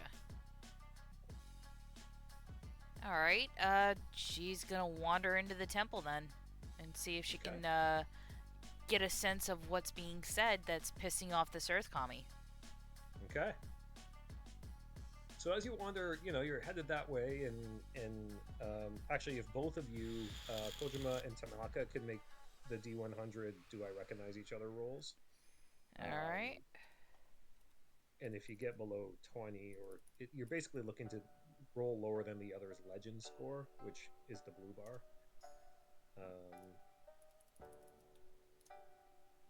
It's not critical that you recognize each other. It's just a no. That's a 70. No. I Tanaka. definitely recognize her. Yeah. So Kojima wanders into the neighborhood, and it immediately perks up your spiritual sense, Tanaka. This person has a strong magical energy about them. Now, so does Godu, but Godu's not paying you any mind. And so Kojima, in fact, now that you've turned and you take a moment to look, you swear you've seen photos, you recognize this person. Okay. Kojima, you don't recognize Tanaka. Tanaka recognizes you. But you may notice Tanaka like staring at you. Because Tanaka, you recognize her as a member of your path. In the game, the path is like a loose alignment. Yep. Kind of gives you as much politics as it does player skills. It is the class analog, but it is a class in this game, and there's no necessary reason for any one of you to have overlapped. But Kojima is famously aloof as far as biological beings go. You've heard rumor that they're doing their best to just evolve past sentient meat living as it exists in a pumping blood kind of form. Now, as Tanaka, you turn around and Kojima is coming towards you, there's a lull in the music. And keep in mind that there's heavy metal coming from south of you, J-pop coming from the very far north, somewhere upstairs, Blue Juice is playing their sticky EDM thick beats, and it all coincidentally quiets down, but it's still a underground chamber with 1,000 people in it, eating and drinking and playing pachinko, and gunshots, Gunshots. which is not common at all. I mean, yeah, that would, like you said, it's better to behave yourself than to be correct. yeah, To yes. be good. So that, immediately gets your attention. It doesn't take any sort of intelligence whatsoever to realize where it's come from. The 4 of you near the old temple look north to where you identify the sound coming from, and that wiry little human who was being taken into security is now running eastward towards the stairs towards stage 4, holding a gun in the air, firing it like an idiot, while security chases them. I am going to give chase and pull out my swords. Oh boy. Yeah, okay. So this causes quite a panic because people are not accustomed to gunfire. This is very similar to as if, something like this had happened in IRL. It's a fantasy world, but it's not one where we're firing off guns in the crowds. Now, this wiry little being ducks behind something. Tanaka ducks behind something. Yeah, the pillar of the old temple. Perfect. Yeah, but keeping your eye. It's a thick ass pillar, and puts something between himself and this person with a gun. Yep. Benko finds like a crate or something like out of character. It's basically one of the storage cubes that a lot of these musical groups would use to transfer the speakers and the soundboard and everything. Yeah. He finds one of those and just sits on there, and he just pulls out his the gourd that you would usually expect like rice wine or something.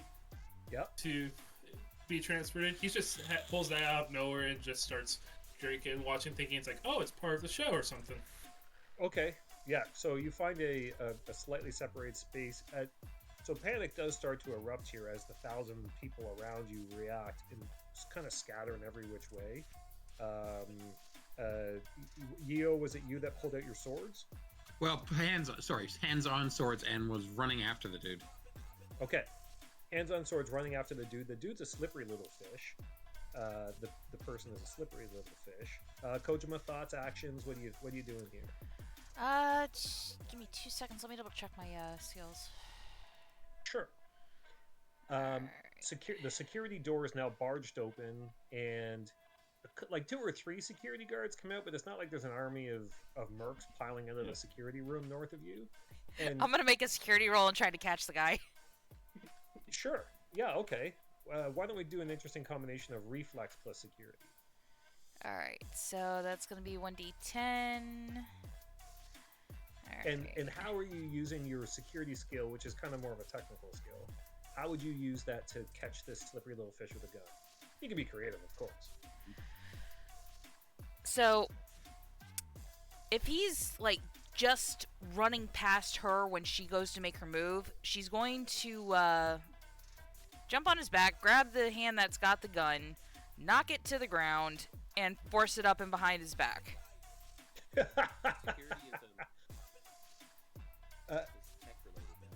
No, I tell you what, it's fine. Like, yeah, this isn't a personal defense security. It's more machines, cameras. Ah, gotcha. Oh shit. Like James Bond shit, but not James Bond hand-to-hand combat. Kojima's not particularly physically adept. Gotcha. Power, heart, and reflex are your physical skills. Now you have sleight of hand. Like all of your traits are 1d10, so it doesn't kind of matter there. I tell you what, why don't we say that because of your security, and the security will let you have a familiarity with the layout. You've immediately mapped the place by coming in here. You know where all the cameras are pointed. You know what the overlapping field of vision is for each one of them. You know which camera this person will have been on as they go north to south, to east to west, whatever it may be. You think you can find. They duck down. You see just to the north and east of you guys. There's this stairwell, right, heading east. There's a little alley underneath the blue square that you think is probably a much more direct way to get towards stage 4, that you might be able to run that way and cut them off, and you know that because of your security familiarity. So if you want, Okay. I will let you just teleport your character over towards stage 4. Okay. And get in front of this being with the gun. Now, what you do when that being with the gun comes running towards you, maybe it's better to think about whether you want to tackle them or not. Let's see. Oh, what she's you've going got. to Ooh, okay. she's gonna press herself up against the wall to look like she's getting out of the way, and just as he's passing, shove her foot out to trip him. Okay. You can do that for sure. Or I'll point out that you've got 4 spells. Shield, which throws up a 2 meter by 1 meter by 30 centimeters thick. Oh, that works.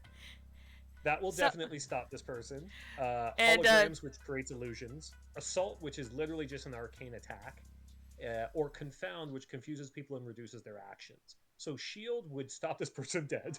Or All right, Confound. you know what? Just as he's getting ready to pass, she's gonna throw up a shield and just smirk as the meat bag goes smashing face first into it. Okay, so let me just Well, pull up a quick thing. You'll have to do a magic roll. You are definitely rolling fate here. Question: what kind of species is the criminal that's running away? Human. Damn it! Um, Is it sad that, given the situation, I wish the criminal was a bird? Well, remember that the humans are like 95% of the people here. That's I get true. you, but- yep, I get you. But no, it's just like the person runs face first into a shield. Wait, what immediately do you think of? In fact, the fact that of our party, half of us are critters is outside the normal. The normal yeah, it's statistically improbable, but hey, it's fantasy, right? Yeah, I know. Plus, you know, Okay, we're so all legends. Kojima, you duck up kind of around a corner, hiding, and then you're Mhm. gonna try and throw a shield up into the passageway through which this fishy human is gonna come. Mm-hmm. I keep saying fishy, not in that they look like a fish, but they're Yeah, I get it. particularly slippery. Just not to confuse this question of genetics any further. That's fine. So, you will roll to cast your spell. First, I'm going to have you roll your fate because the spells in NewEdo Alright. are called rotes because the way that you enact them is by doing a very specific ritual, much like avoiding walking under ladders or crossing your heart or not putting chopsticks into your food. Rotes are superstition, and with the belief defines reality, rotes are just fancy superstitions. And Gotcha. you're not magical. You're convincing the kami to do something for you. You're going to convince an earth kami to throw up a piece of rock in front of this person. You are tricking effectively that kami to do it by basically you're making them sneeze. You know that by performing your rote, you will make the kami sneeze and they'll throw up a rock wall. They don't even have to be willing to do so. They may not want to do so. They may otherwise have been vacant from the area, but you've summoned them to do this. It's that you're not enslaving a kami, but you're kind of tricking them into doing something that they wouldn't naturally have decided to do so. And just because you can make them do it doesn't make them your friend. Got it. For the most part, though, we don't have to assume that they feel any which way about you. I just want to point out that that's how the mechanic works. So let's get back and roll your fate card. Alrighty, rolling. Yeah, 18. 18 gets you nothing. So we'll just Yep. go on and roll to cast shield. It is your 2d10 for your Shinpi plus security. Which is why you have such a high skill. 10. Plus. Crap. Nope, that was not supposed to go that way. We'll just ignore that then. So, plus 1d6 plus 1d8. And make sure you explode your 10s. Oh, yes. Put the exclamation mark there. Plus 1d12. Rolling. Nice. 37. 37! Damn! Alright. And so the difficulty for this is 8. And we divide your roll by 8 to see how effective you become. So what's that? That's gonna be like 5 point something. We round up too. So we'll say it's a success of 5. And so you're going to create a wall that is up. You can have 10 square meters of wall that's 30 centimeters thick. So So you can certainly cover this 3-meter, 3.5-meter hallway, and you can go up 2.5 meters. You're going to block off this hallway. No Gotcha. problem whatsoever. So you do so. Which side of the wall are you on? I am Currently, you're on the... right here, right next Okay, to the wall and- for stage 4. Okay. So the escaping human will be running up these stairs I've just pinged. You throw a rock wall up. The Earth Company recognizes somewhat reluctant to do so, but you do your dance particularly well, and the floor explodes with a 30 centimeters thick wall, and it comes rumbling up like an anime show, like. And I just smirk when I and hear that all too satisfying thunk. You definitely hear that from the other side. Success, but then you hear other folks that who was following. Is anyone following from your other side there, guys? I was following. Eo was following, right? Yeah, I was trying to get right on him and getting ready to take him down.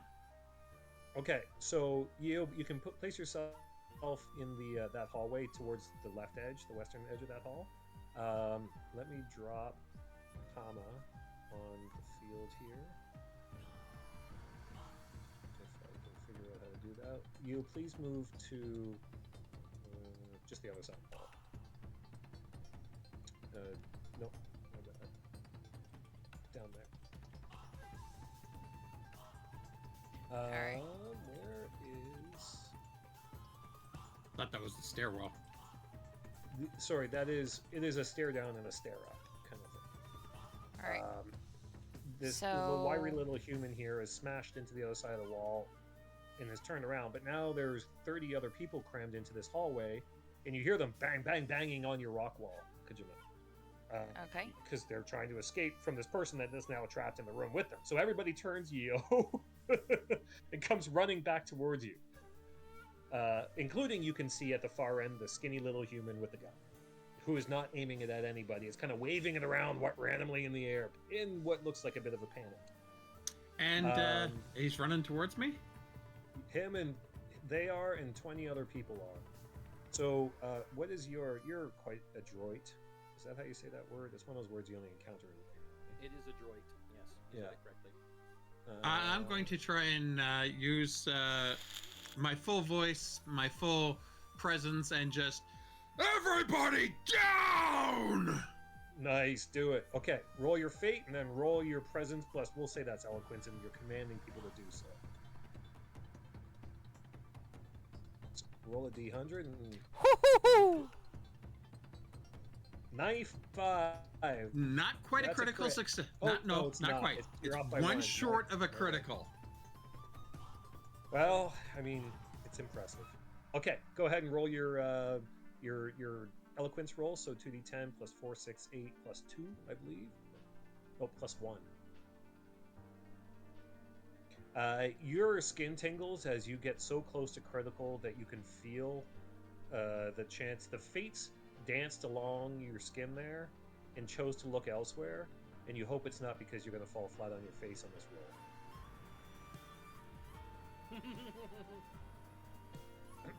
Okay. Okay, 17. 17. So 17 is good enough to scare or impress one or two people. One or two people drop onto the floor, but the people behind them then run over those people.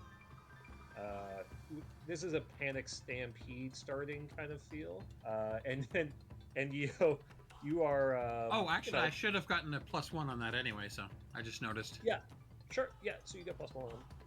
It's not a bad roll. It's just it's hard to scare 20 people when they've got a gun to their back, kind of thing. A few people will listen to you, and you puff up from pride, and then the people behind them bowl into you. So Benko, you see Yeo, and your monkey ears perk up with a fairly impressive display of command, but doesn't seem to be much success because the whole crowd comes out. Yeo is lost in this crowd, and the crowd slams into the security guards who are now also trying to run into that little alleyway, and causes total chaos around where it says indoor gardens there. People are running every which direction. I'm going to put a pause on that for 1 second. Kojima, you notice that the people behind you in the food halls have also panicked and are starting to knock shit over. Yagyu and Kanesu, before we go any further with the folks downstairs, you hear this. Everybody hears the gunshots. Kanesu, you're a little bit closer, so we'll say you can go. What are your thoughts? What are you doing? You're buried in the maze of Yokocho bars.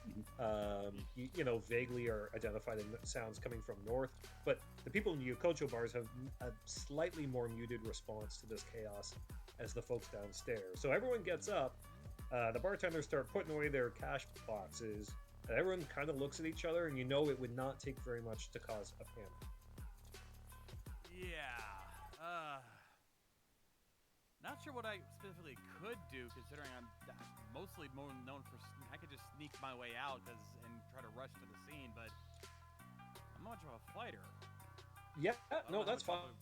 I mean, so folks are kind of looking at each other, and Red Tooth looks at you immediately like, "Oh shit, what was that?" And you can see him like he chugs his drink, and he gets up, and you can tell that Red Tooth is inclined to bolt. Does that lead you to do anything? Not really. I mean, not really. Okay. I've probably gotten as much as I could out of him, and at this point, I'd be just as concerned as he is.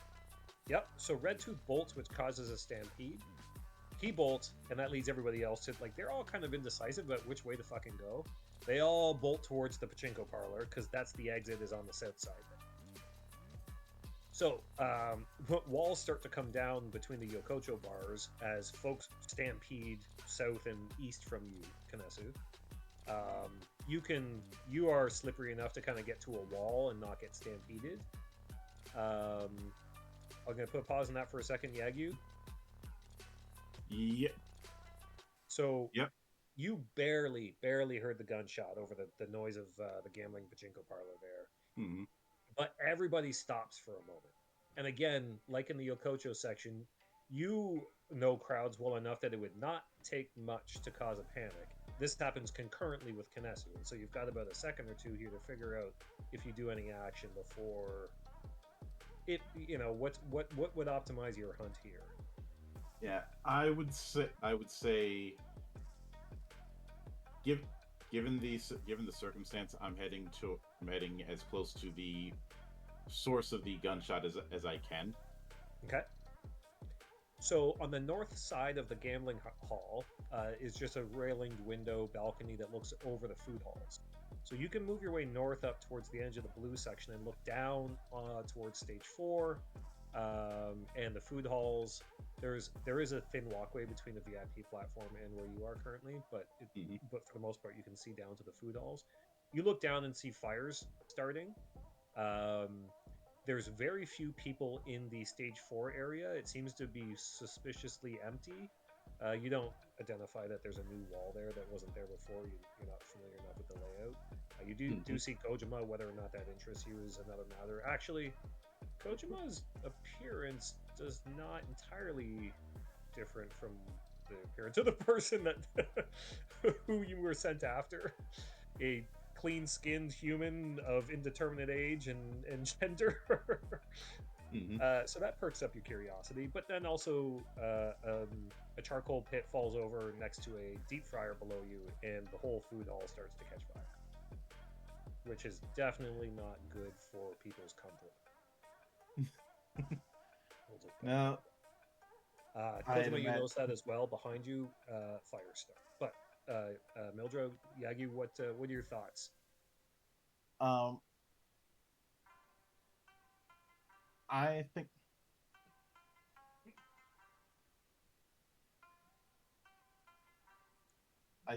that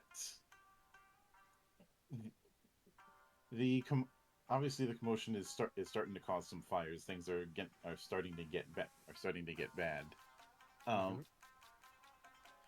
How far down from where I'm standing is like if I wanted to jump 12 feet, 10 feet. I would be inclined to say that you wouldn't care about that much distance. And given the whole thing with the leg implants, I imagine I could make that jump without too much issue. I would not make you roll it if you just want to jump it and look like a badass. Yeah, I'm going. You vault over that railing like a hero. Crush an old lady on your way down. No. You do have to avoid the crowd a little bit. Yeah, exactly. You're Were you avoiding landing in You got charcoal. the Adam Smasher that? Yeah. You managed to land below in the food hall, surprising the shit out of everyone who's kind of panicking. You notice that people are starting to vacate the area here, but all that's left is the vendors and some of the shirt maidens trying to put out the fires. And this human up near the stone wall over here that matches a little bit of the description you got for town. This is just pure coincidence that I've noticed now that I see the two icons side by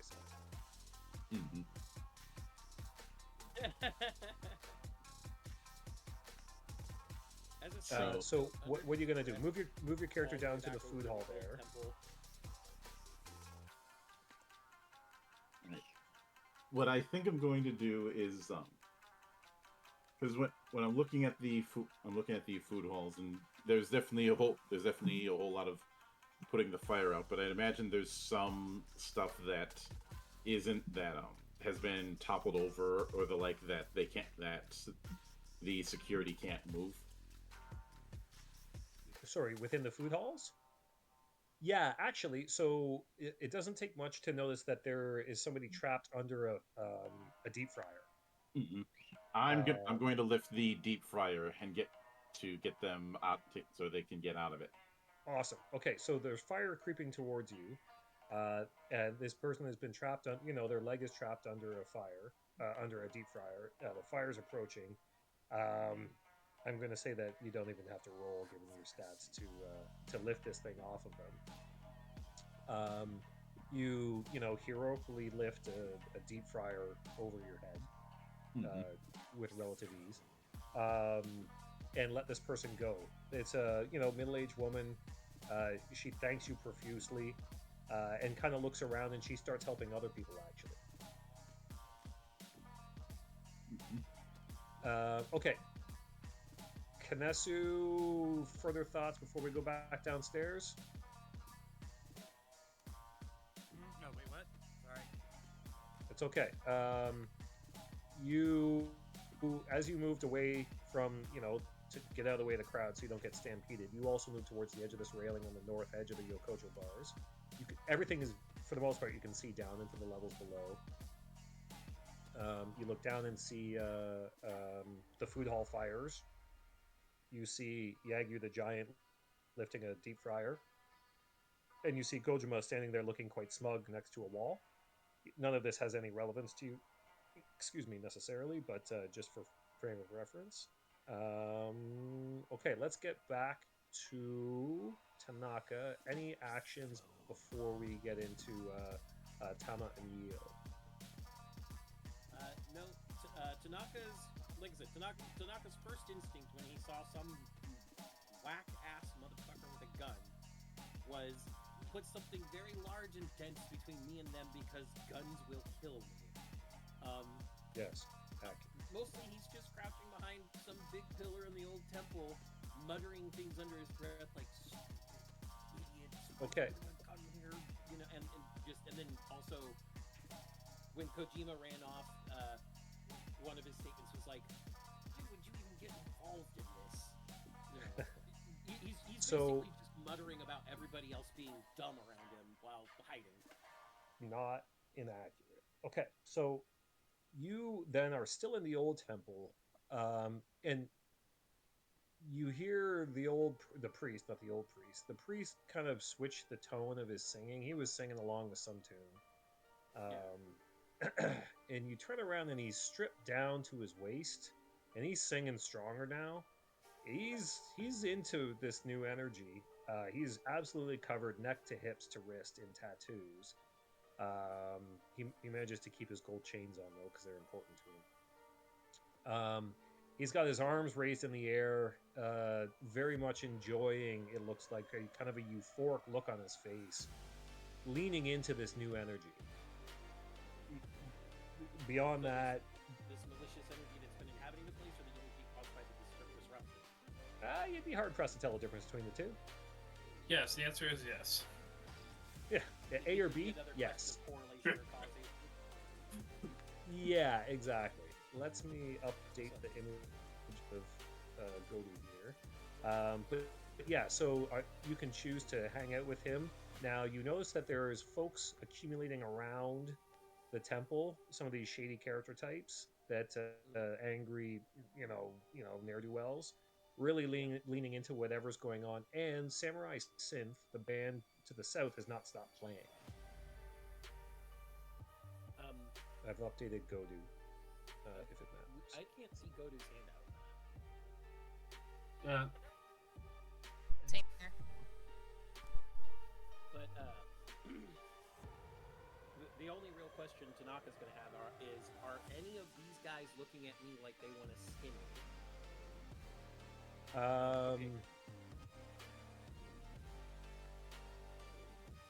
No, they're ignoring you at the moment for the most part. Yeah. The most Tanaka's going to do is he's going to continue, hiding in his corner, keeping as many rough and tumble types away from him as possible, while keeping an eye out for anyone who might actually look his way. Because if he has to run, he'll run. Okay. Yeah, at the moment, the Godu and his disciples of shitheads, they're just having a good time. And whether or not they've seen or they're certainly not paying any attention to you. So there doesn't seem to be any concern there. Okay, and Godu's just going to continue hiding. Apparently the temple has very nice thick walls that gunfire will not go through. So, safe Sure. place. Let's stay. Yeah. Okay, so Tama runs back towards you, Yio. And they run, kind of right at you. You've been buffeted by the crowds a little bit. You haven't been knocked down. Tama gets beside you with their gun that is not pointed at you. It's just kind of like you see as Tama runs towards you that they're just trying to escape, that they probably broke out of the security room, grabbed a gun, and didn't exactly know what they're doing, and now they've caused what is turning into an escalating disaster. But Io, what do you do? I am going to full on body them and tackle them to the ground. Okay. Io. So that would be a power and unarmed. You've got power of 2d10. So this person you've noticed that they're quite adroit, as I said before, by sneaking through the crowds and sneaking their way from the security guys. You are not famously a wrestler, though you're physically competent. I'm leading all this to say that here's where a chance where you might want to spend some of your legend to do something incredibly cool. You can use your legend basically to boost your dice rolls. You say, I'm going to use my legend. Actually, you know what? Let's not tackle them. Okay. Let's use the swords and slice off his hand with the gun. That is definitely up your alley. That is, yeah. In fact, is probably entirely legal too. So, okay. Now, my comment stands about you.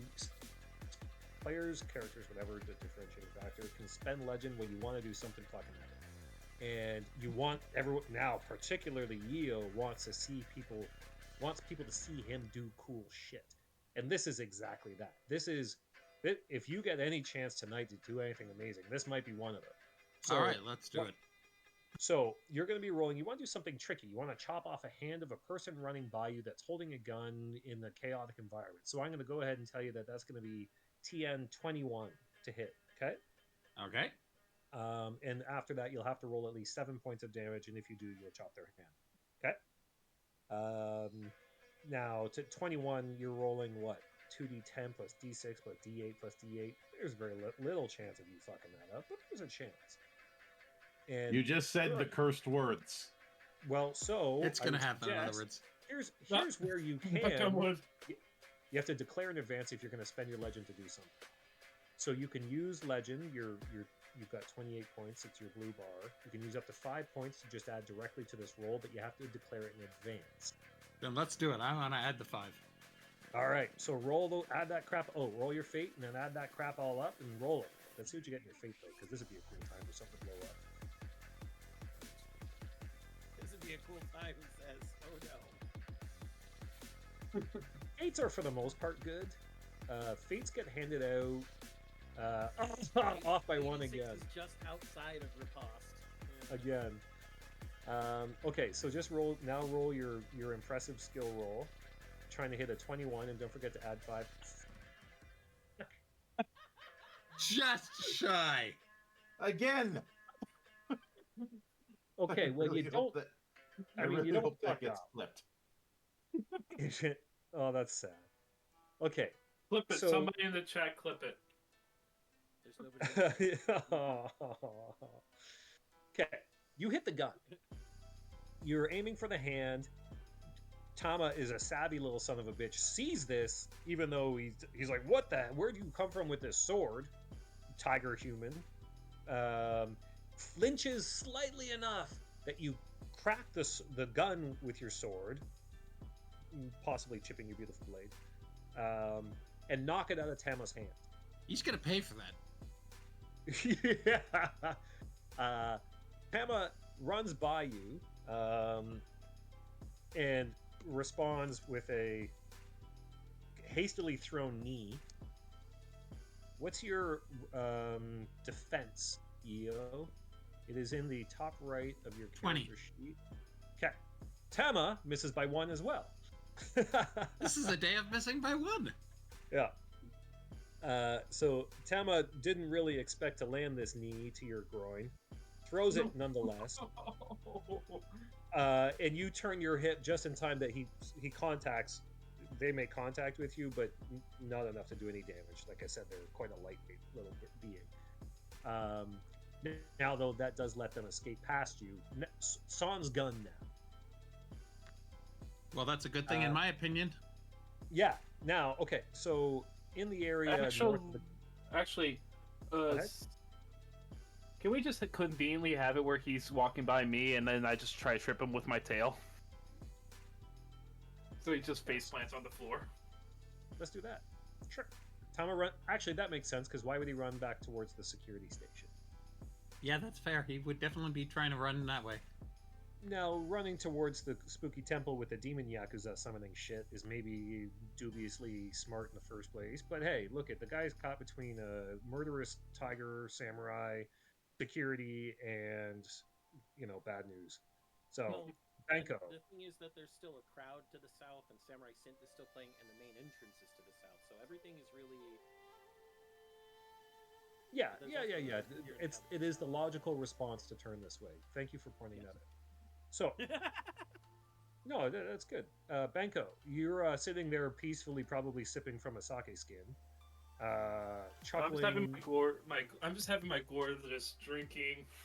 I'm just thinking it's all entertainment, and as I see him coming through, like having saw the gun that was in his hand after it was that got destroyed, realizing he's basically the cause of it and ruining the atmosphere that I was enjoying. Mm-hmm. I'm saying, yeah, I'm going to make him even more of a fool of himself without, quote unquote, getting involved. Okay, so I'm basically making it look like he was in such a hurry he fell and hurt himself conveniently right in front of me. Okay, so you're going to be rolling an unarmed roll, so 2d10 plus 1d8. Okay, You roll your fate beforehand for sure, because this is when you're trying to pull off cool shit, you want to see what happens. so that's so roll what. a d100, just a 1d100. 1d100, and compare to your fate card on your character sheet. And if you roll dismember, it's going to get ugly. I think I had this right. Let's have hope it gets ugly. Okay, Get nothing. the feats. Tell you what, you lean into the kind of violence that is not typically subtle, and the fates aren't super impressed with this subtlety. So they don't help you out. Nothing happens. Roll your skill. So that's Okay. 2d10 plus 1d8, exploding your 10. Okay, I'm going to say that again, tripping them surreptitiously is different than just tripping them. Let's also call that a 19. so that's a 2d10 plus a 1d8. Yeah, from your Okay. unarmed roll, and remembering that you're able to use legend if you would like. Let's see what I got. first. Oh, Yeo, can you? I'm not sure if you're able to modify 12. the fact. Yeah. I don't think we can modify him. No. You can't. You have to declare legend before the roll. Yeah. Oh, Like, I sorry. didn't even. No, yeah. I you- didn't- you fit. Yeah. Since the character sheets are PDFs, we can't actually modify them in the game. No, sorry, my Roll20. apologies. In the Roll20 character icons, the green, blue, and red bars, you guys can see those. Yep. The blue is your legend, of which there we there go. we go. Yeah, that's what I was going to say. So Yeo's used 5 because that's used for mana. It's used for action points. It's a backup store of hit points. So you gotta just remember to use it if you use it. Benko, you did not declare that you're going to use it in advance. You would have made it anyways. The fates, they kind of give you a heads up that they're not super impressed with your subtlety, which you're a little bit indignant at. You say, "Hey, I don't always have to chop off arms." So as he's running, he just steps on my tail. Yeah, aye! And yeah, you scream whatever it may be. Yeah, it's like I do it, the jug goes flying, the content, like some of the content comes out and hits my head, and you just see me doing the ow dance, holding my tail. Yeah, exactly. No real damage is done except your ego. Yeah, and now you hear me just doing screeching while holding my arm, rambling like an old lady, rambling like an old man.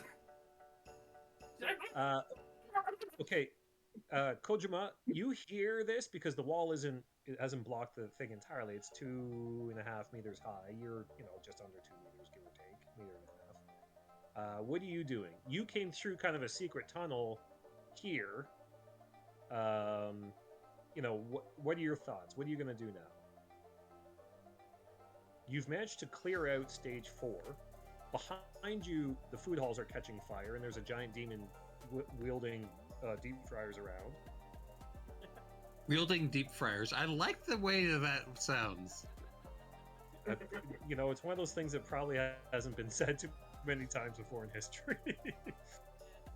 Now the question is he dual wielding deep fryers? I hope so, because that would be cool.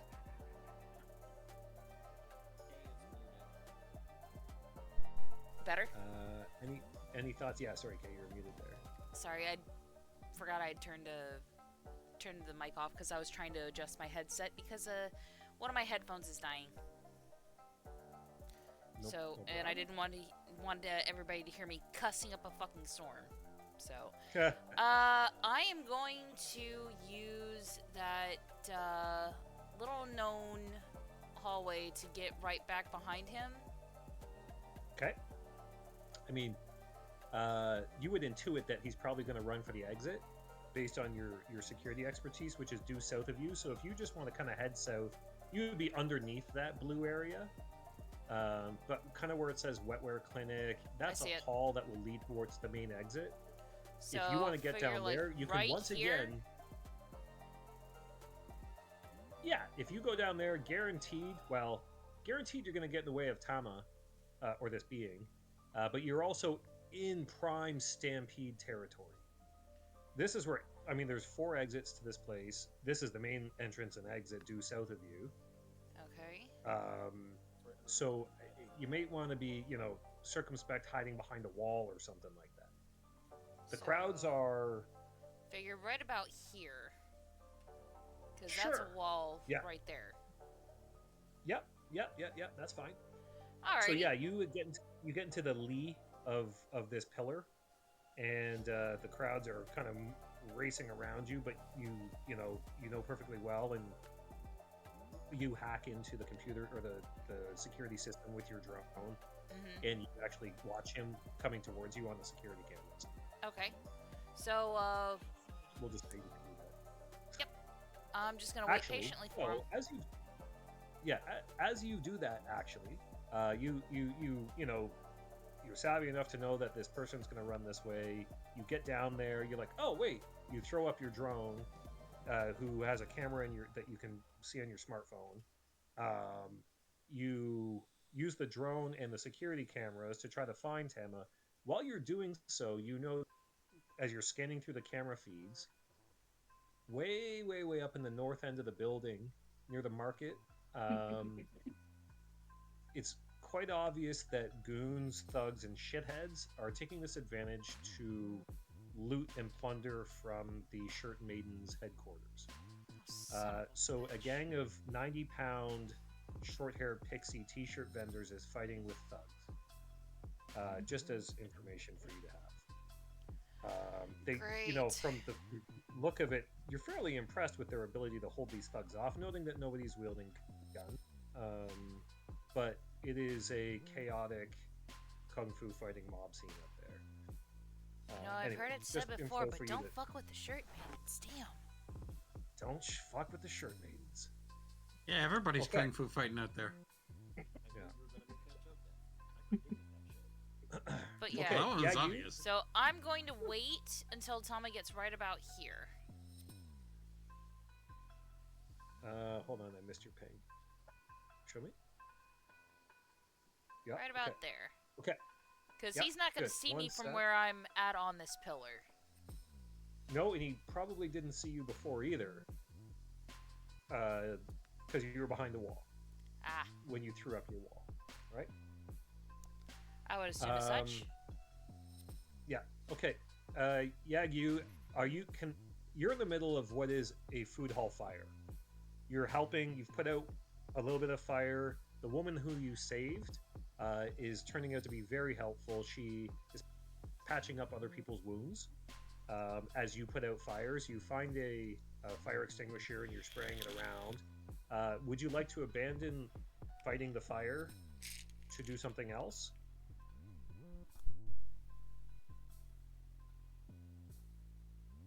Mildra? I think he say BRB. I don't know if he's back yet. Oh, okay. All good. No problem. We'll skip him then. That's easy. Okay. Kanesu, anything? Yokocho area is starting to clear out. You're perfect. You can see and hear the fires below you. You can hear some chaos from the northern section of the market, and you know that Samurai Synth continues to play, and heavy metal is coming from the southwest. Well, seeing Now- as though I can't do much right now, like again, there's, Mhm. like all I can do at this point is probably take what Red Hook told me and take this opportunity to maybe head over to the tattoo artist area to see if maybe I can investigate the ink, and if they're clearing out too, I might be able to sneak in and check their stuff. That is savvy.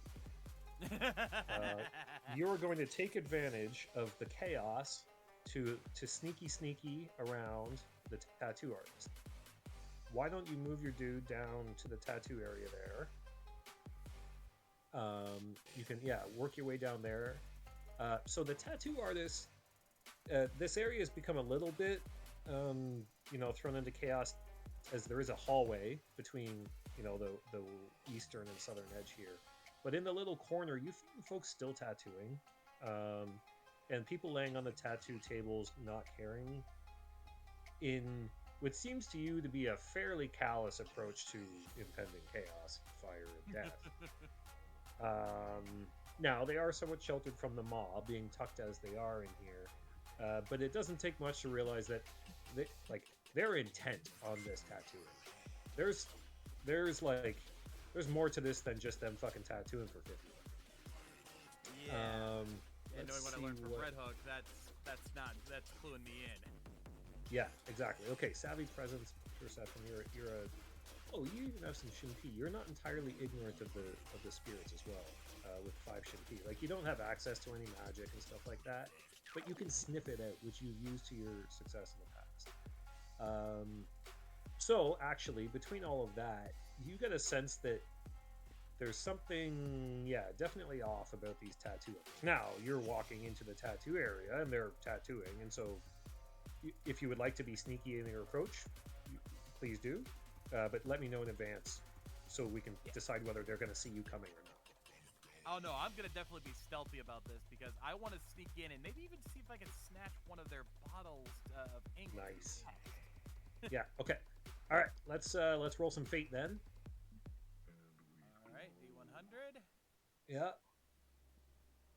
75. Nothing. Okay. Nothing. Fates are not paying attention to you right now.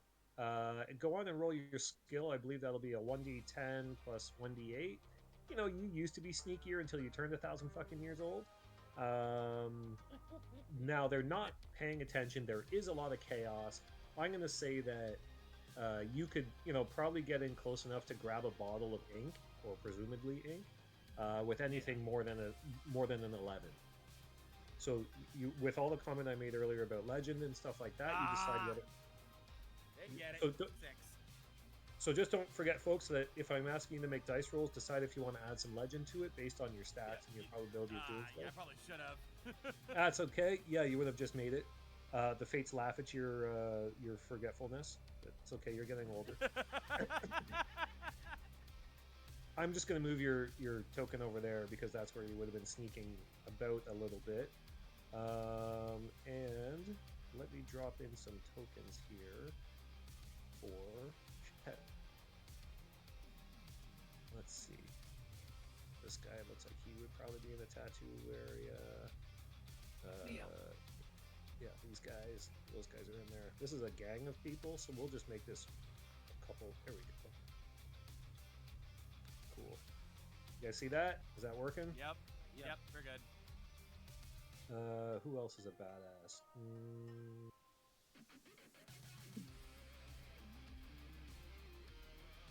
I swear. I had at least one. Oh, the badass token. You can't see the names on these, can you? Okay. These shifty characters, you unfortunately knock over a bottle as you sneakily try to steal the bottle. When you do, they kind of look over at you. You've got the chance to defuse the situation before they decide that you were trying to steal from them. I'll simply just I hope I'll probably have done it in a way that doesn't make it look like I was immediately reaching for a bottle, so I make it so they won't know I immediately was reaching for it. Okay. Oh, apologies. Sure. I was trying to get away from all the chaos happening outside. They kind of look you up and down, and you don't look like a threat. And you've got, you've the soul rating in your background. Means you can kind of get away with shit by just blustering your way through it. In a combination of the gravitas provided by how old your soul is, how old you are in person, and the culture's respect for the elderly. So you kind of like bumble through it without, dishonoring yourself, and they just go back to what they were doing. You haven't antagonized them bad enough for them to stop their vaguely ritualistic tattooing. Fair? Yeah. Monkey's back I'm now, still by the way. gonna try to find a way to get a bottle before I sneak out, but I'm gonna wait until I know they're completely not paying attention to me. Okay. So Tama is running south and east here when a group of the shitheads that were surrounding Godu in the temple basically tackled Tama. Let me see. Where do I have that gang token? Here we go. So these shifty characters tackle Tama. Or at least, they're kind of diving on Tama there. And for no apparent reason other than they're malicious sons of bitches. You see this, Kojima, in your video, and everyone else that was in this area sees it. And he, That's the front row seat. yeah, Tanaka's got a front row seat to this random violence.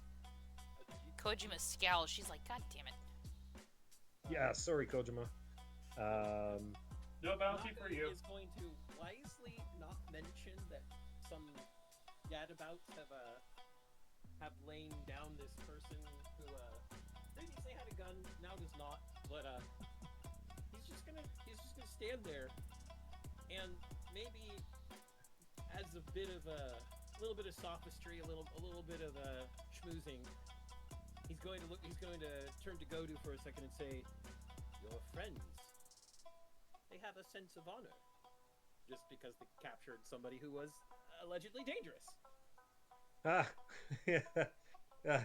Godu pauses in his ritualistic chanting, looks over at you, sees you for the first time, is quite taken aback, and pauses as you interrupt Godu in his chanting, singing, dancing ritual, Yeah. the air clears a little bit.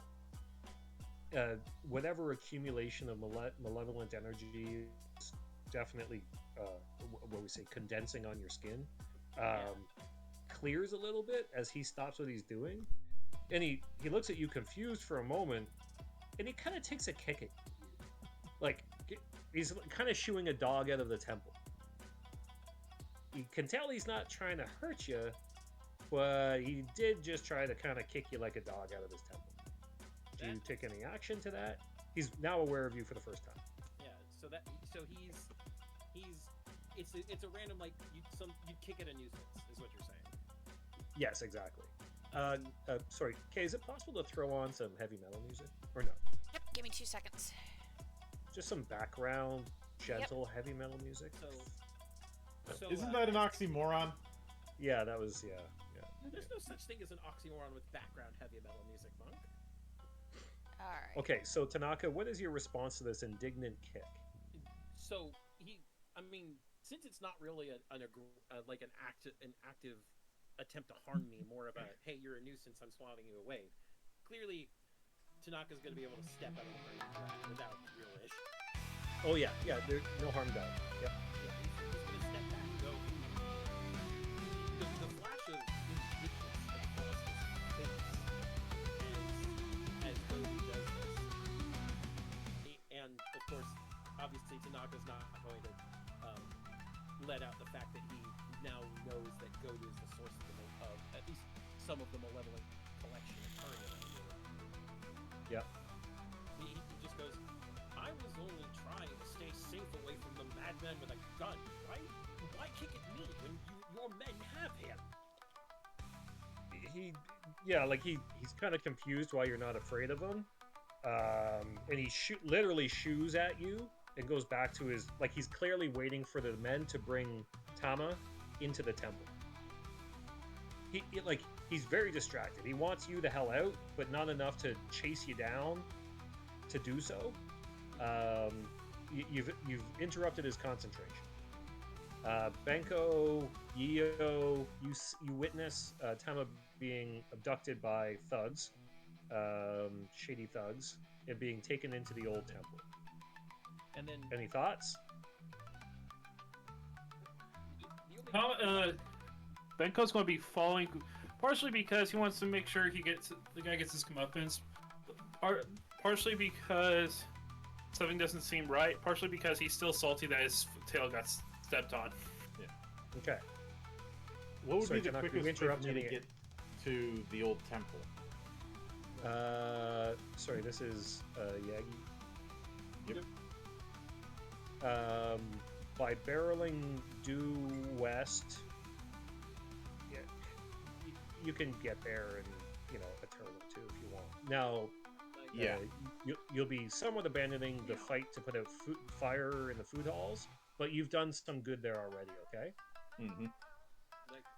And you also, as you proceed through the stage 4 area, you do notice that, or you hear the chaos as looting is going on in the market north of you.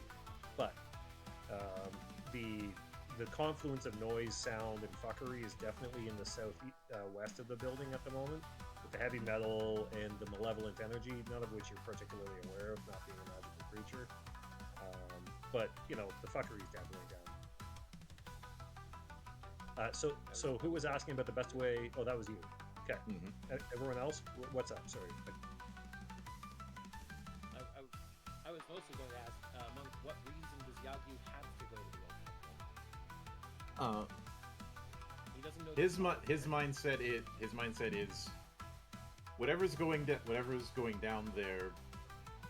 He feels his quarry is going to be somewhat involved in some sort of in whatever chaos is going on, because as far as he's concerned, people like his quarry cannot just be quiet around things. Yep, And that's then my question for you, actually, Salty, the Compel Road. Yep. Is this something that would be exceptionally obvious if I did it? So magic is obvious to magic users. Okay. You can be subtle about casting spells, particularly because it can just seem like you're praying, like, oh my god, I really hope that blah blah blah happens. Now, you compelling somebody is quite subtle because you're just using your words. I'm going to read it out to you. The rote grants you the power to command one target to obey you with the TN determined by the complexity, duration, and risk of your command. One-word commands that can be immediately accomplished are TN 15. Moderately detailed ones are less than TN 25. Highly complex ones are TN 40. Can't force anyone to directly harm themselves or their allies, nor can it compel them to attempt something literally impossible. The target is fully aware that you've ensorcelled them. Okay. This so would they'll know that use- I've compelled them. They will know, but no one else will. Or there's no reason for anyone else to assume so. Yeah. Because I don't know why this gang of ne'er-do-wells has suddenly captured the person with the gun. But this, Well, he doesn't have a gun anymore. Yeah, I'm guarding the gun, making sure the security gets it. Tanaka Yeah, if didn't that's what you're see the doing, gun- Yeo, then they get the gun. Sorry, go on. What I was gonna say is Tanaka didn't see the gun get knocked out of Tama's hand. Tanaka is going to assume Tama still has the gun. Okay. But on top of that, Tanaka also knows that all these guys around here are not good people. He can feel it from them. There's a bad feeling to all of them. So why are they capturing the person with the gun and not taking him to security? They're definitely not doing that. So Tanaka, kind of rambling a bit, he's just gonna be talking. He's like, "Why would you bring that guy here?" And the compel part of this entire speech is gonna be like, "Take him to security." Isn't that what everybody would do in this situation? Take him to security. That's the compel. And you're compelling Godu? Yes. Yeah, like you kind of got to target one person. Yes, so I'm you're better off. Yeah, I'm Okay. compelling Godin because he's the leader. It's like, Yeah. why have them bring him here? Take him to security. That's what a person would do after they captured the madman. So, okay, legend cost. This will cost you 12 of your legend, your blue bar. Kojima, I forgot there was a legend cost to your spell. We'll deal with that in a minute. You can roll your fate because there's nothing like tempting fate, such as casting magic. And then I'll have you roll an eloquence skill check using your trait of Shimpi. I am 1 point off of gaining a point of contact with followers. Okay. So no effect there. Then you're rolling a Shimpi plus eloquence with any modifiers you have to your eloquence. Okay. I'm also going to dump 5 more legend into this if I can. Sure. What is, like, you've just spent 12. Yeah, you're perfectly welcome to spend 5 more if you want. That will take you. Yeah, it'll take me to 8. Yep. I know. Okay. I'm keeping track. Okay. And then you get +2 to this because your eloquence. Actually, so your a Mikata, like I said, is a spiritual sidekick / pet / however way you want to interpret it for RP purposes. Because you didn't make this character, we're not going to get into it too much. But you have a little magical fucking Kodama sitting on your shoulder, making you more eloquent. Yes. So you get to add that +2. So you're adding +5, +2, plus whatever your eloquence roll is, and shit. Okay. Okay. Yep, let's do this. Oh, sorry, and you are trying to convince them to take. Tama You've to asked a security. question, not given them a command, but I assume your command is take them to security. So the way Tanaka does this is he hides the command, the compelling command within his total talking. He's Yep. Like, the first question is, why would you bring that man here? The compelling statement is, take him to security. And then he continues with, isn't that what anyone would do in this situation? Yep. Okay. So Godu will be, if you succeed, Godu will know that you did ensorcel them, but that, that's well enough hidden that there's no reason for anyone else to suspect it because it makes sense.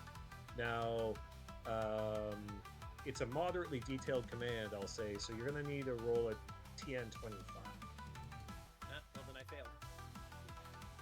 Oh.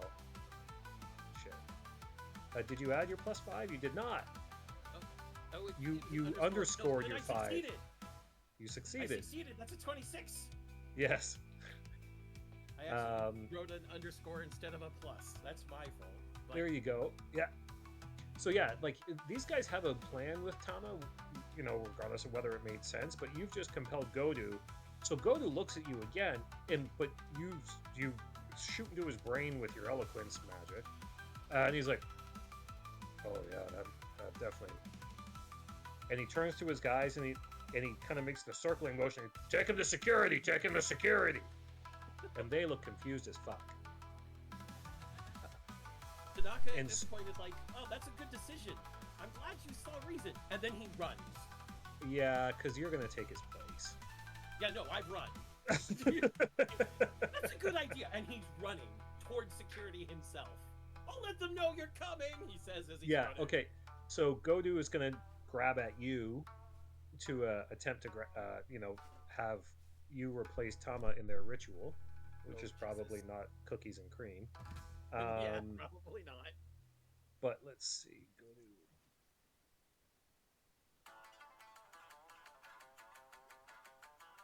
What is your defense? Oh, he's got me. I've got a defense of like 10. Oh, okay.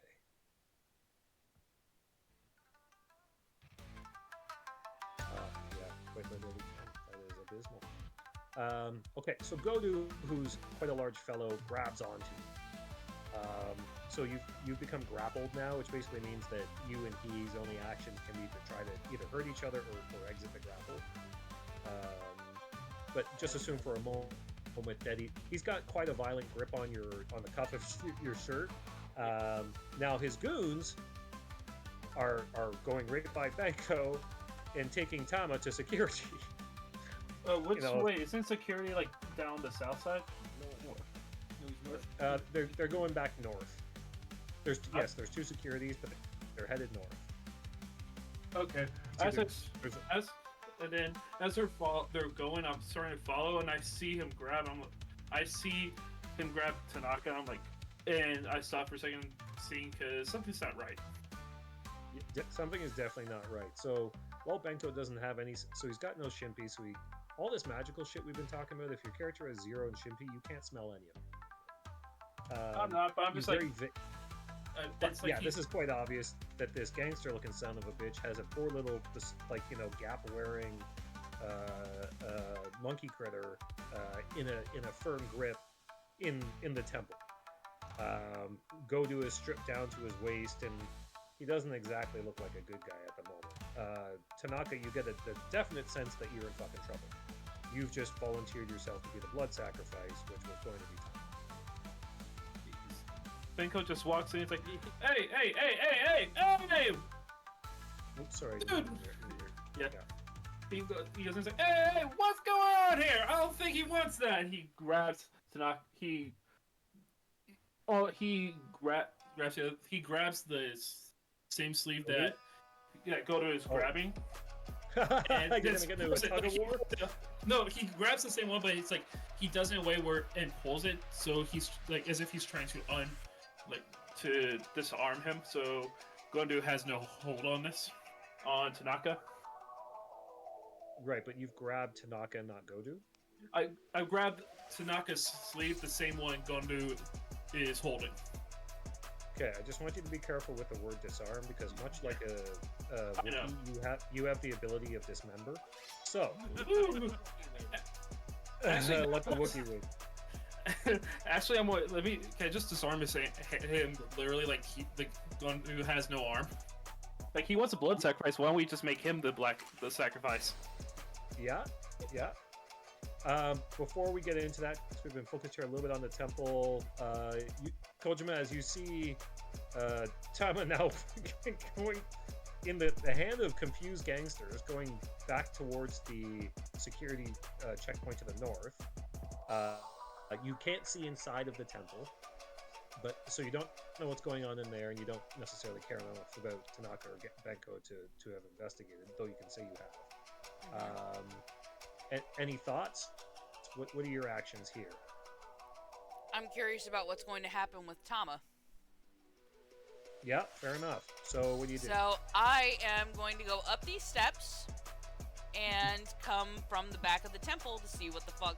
And so right about there, does that give me like a good insight as to what's going on inside? Yeah, the temple has no walls, just pillars. And so you can clearly see Benko, Godu, and Tanaka in a about-to-be wrestling match.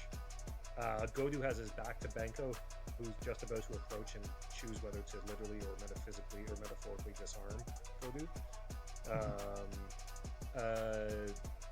Yio, thoughts, actions. You've successfully made sure that security grabbed the gun. Now security is looking at this gang, returning Tama to them.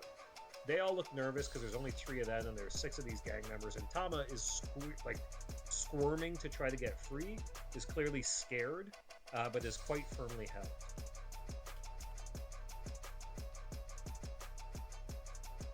Yio, any thoughts? Nath? Sorry, that cat just did something absolutely horrific, and I had to clean up. Oh. Oh, good times. I missed what was said. This gang has caught Tama. They're heading towards you. You're confused as to why these seemingly bad fellows, because it doesn't take much to identify them as such. All right, real quick before you continue, I need to bow out because we got a pay-per-view starting, and I need to go catch that now. Oh. Yeah. No worries. Thank you very much. He's- Have fun. I'll talk to you later. Yeah, he's got a bow early. Okay. So What was that? Which character was that? That was Kanasu. yeah. Yep. Oh, So okay. big bad guys are bringing this guy up towards my direction. You're confused why. Security is nervously backing towards their security hub because they're not exactly sure what's going on. And the gangsters or thugs are also confused, but they're following their boss's order. You haven't heard any of that, of course. You're just kind of witness to it. The space here, the indoors garden area, is relatively cleared out now. You can hear some screaming and arguing from far, far north, but otherwise your area is relatively clear. You do not have the gun. The gun has been taken by security. Any thoughts? Okay, if that's the case, then I am going to go toward these guys who are obviously confused as to why they are taking him, and just go to the guy since I recognize him, and I'm sure he recognizes me. Yeah. And I'm gonna be grabbing him by the scruff of his neck and to drag him towards the security guys, and at the whole time giving him a piece of my mind about how he owes me for the damage to my sword. Okay. So you're gonna steal this kid from this gang, this group of thugs, for the same purpose, but just so you can prove that that's perfect. That's very Yeo pace. Okay, so move in there adjacent to that gang, and put yourself beside Tama, and we'll see what happens there in just a second. You.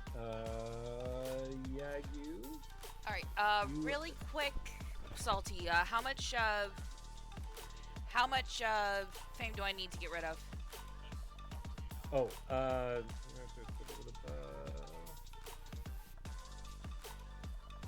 you need to have burned 16. Ooh, ouch. Yeah, so tiers, rote spells come in spell levels, tiers, and you have access to a higher level. Like, that's a level 2 spell. You're only a level 1 character, to be very generic. But because you have a high magic potential, at character creation, you're able to grab a higher level spell. Gotcha. So that's quite, as you found out, quite a potent spell. It's great. It's in Yes. fact permanent.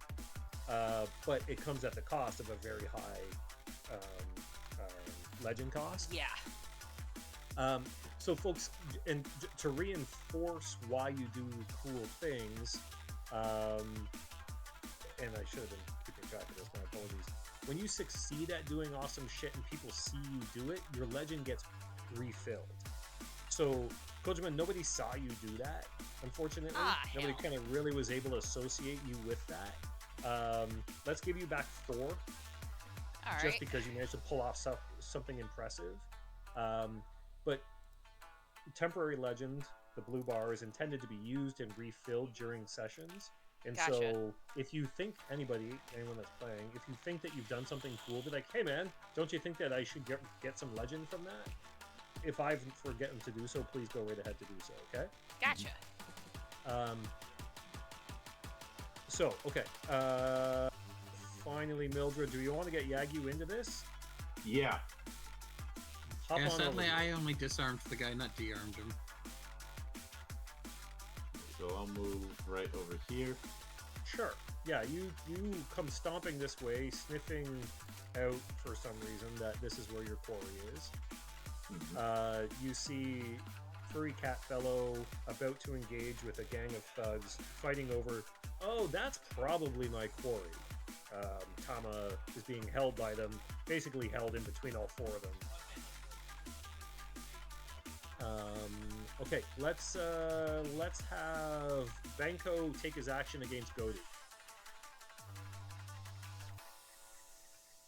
What is it that you're trying to do, Benko? You are literally or metaphorically disarming Godu. That's the second time. Because it could be all 3. Nice save. Yeah. What are your thoughts? What do you like? Are you chopping him or are you wrestling him? Rick. Yep. It's okay. So- If he's not, we can go on someone Sorry, I was distracted by Kitten. He was Oh. playing with cords and almost got himself squashed. Oof. Oh no, poor kitty. Oh no, he got out of the way. I caught it. I had to basically kick him out of the room. So, my apologies. Can you repeat that? Yeah. Are you trying to chop Godu or wrestle Godu? I'm going to disarm him at the elbow. Like with your sword? De-arm him. De-arm him with my Nagina. Yeah. Or no, don't cheat. Yeah. Let's You do know it. what? This is what you call serendipity, because they were trying to do a blood sacrifice, and here you are about to chop this fucker's arm. So the ritual won't even be interrupted. Okay, Benko, roll your fate and take a chop.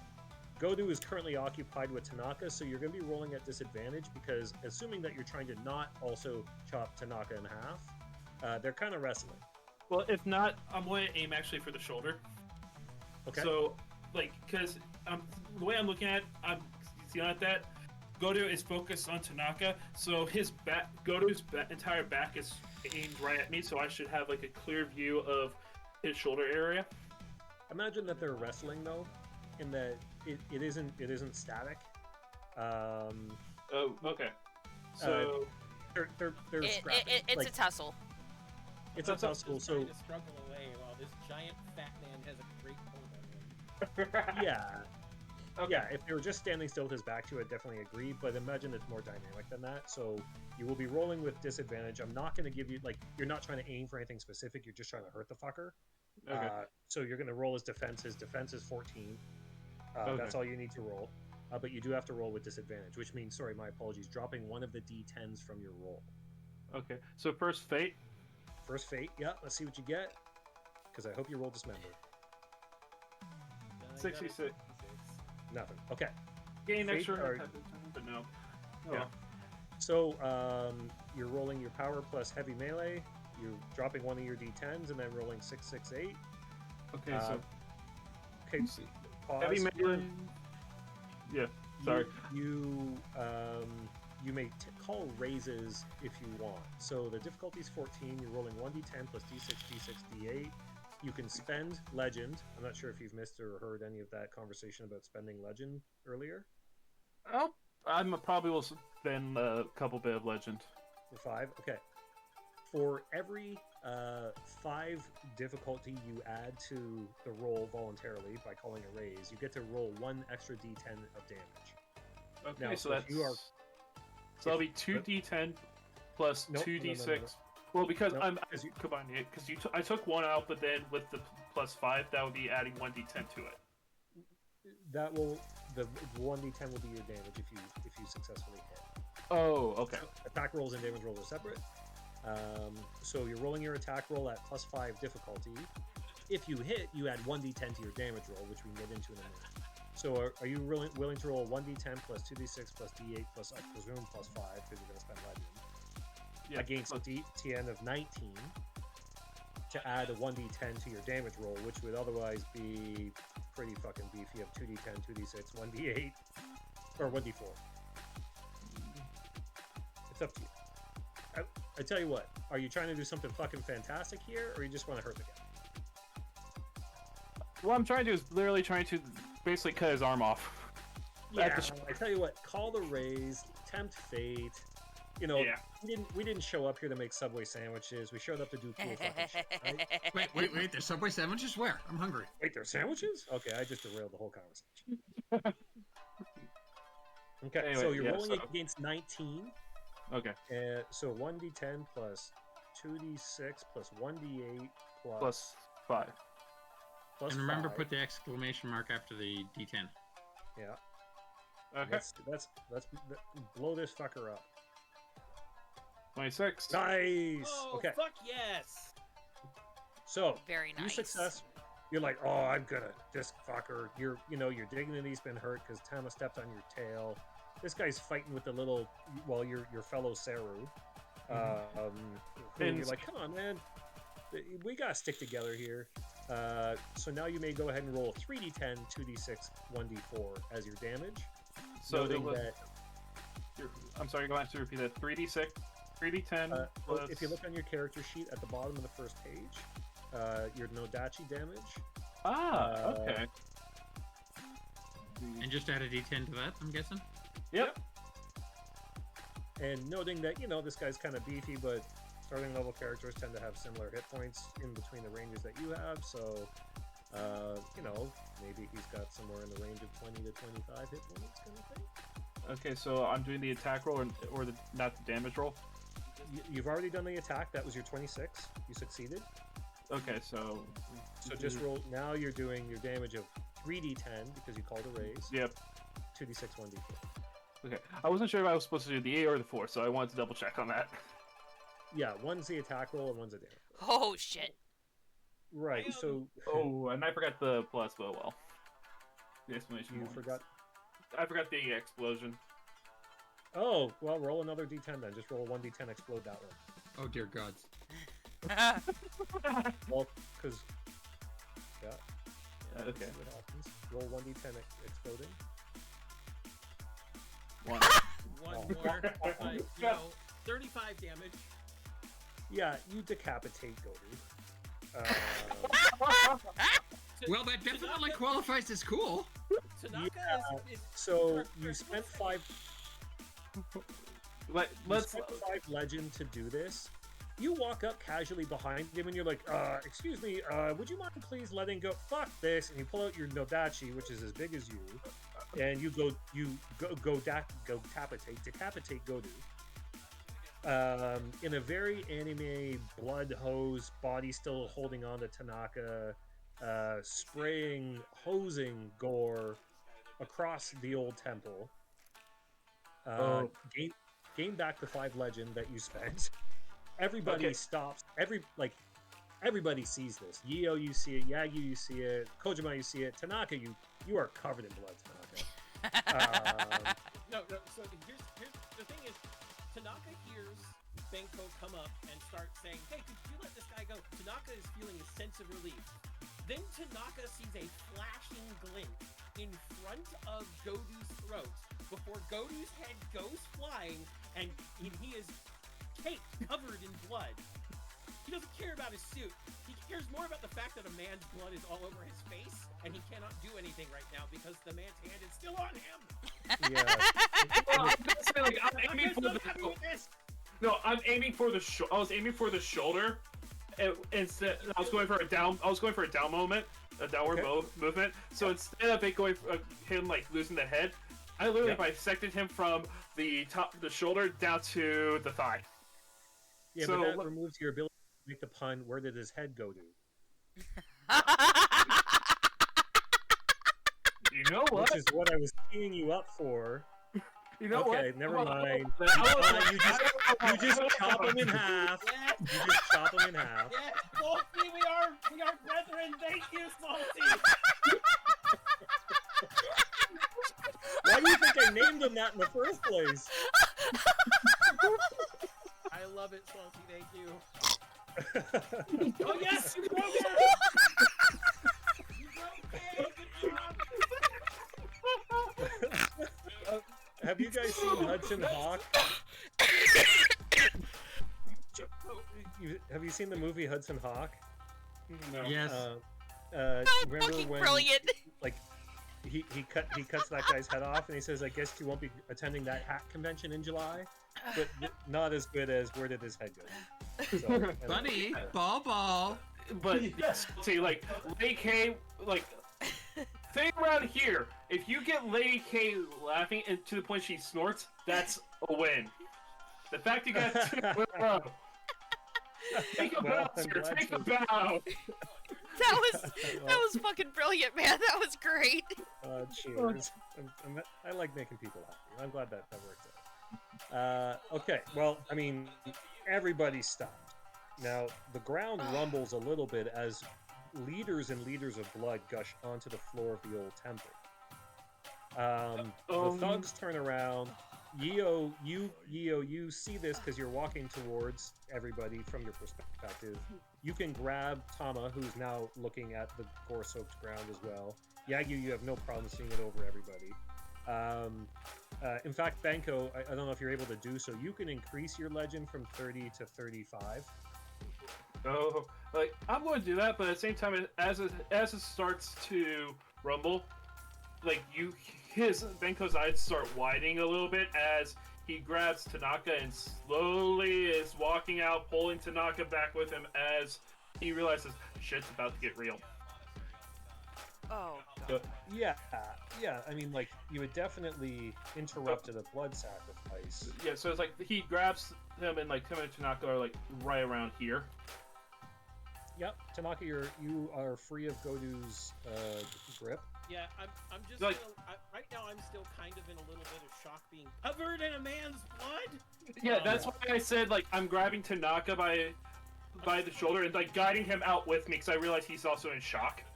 Yeah, I'm gonna let this other monkey with the giant bloody sword guide me out of the temple because he clearly saved me. So I'm happy about that. I'm just like, Yeah, that was definitely a life-saving action, right? Right? Yeah, that's what he was saved doing. my life. I'm happy about that. This fat man covered in tattoos wanted to kill me because I stopped him from killing someone else. I'm fine with being saved by the other monkey with the bloody sword because it's clear he's not going to use the bloody sword on me. Yeah. Yeah, if he wanted to, he could have got you both with that shot. I'm sure. Exactly. Yeah. Tanaka's not dumb. He knows what happened. But Yeah, but other I'm than gonna that, go he ahead. just follows Benko out with Benko's gentle. Yeah, it's like quote-unquote, yeah, so it's so just like you're like right here Okay, or something. so at the blood hitting the ground, Samurai Synth down here in the southern part of the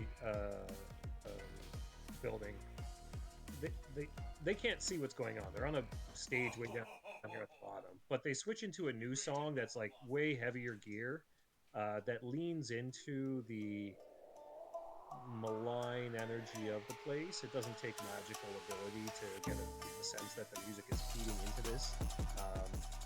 Kojima, Tanaka, anyone with any magical ability, it's easy to recognize that the music is facilitating whatever ritual was going on here, Yeah. or is at least aiding in it. They pump into a new song that is, quite horrible, and bad reverb starts to kick up as well.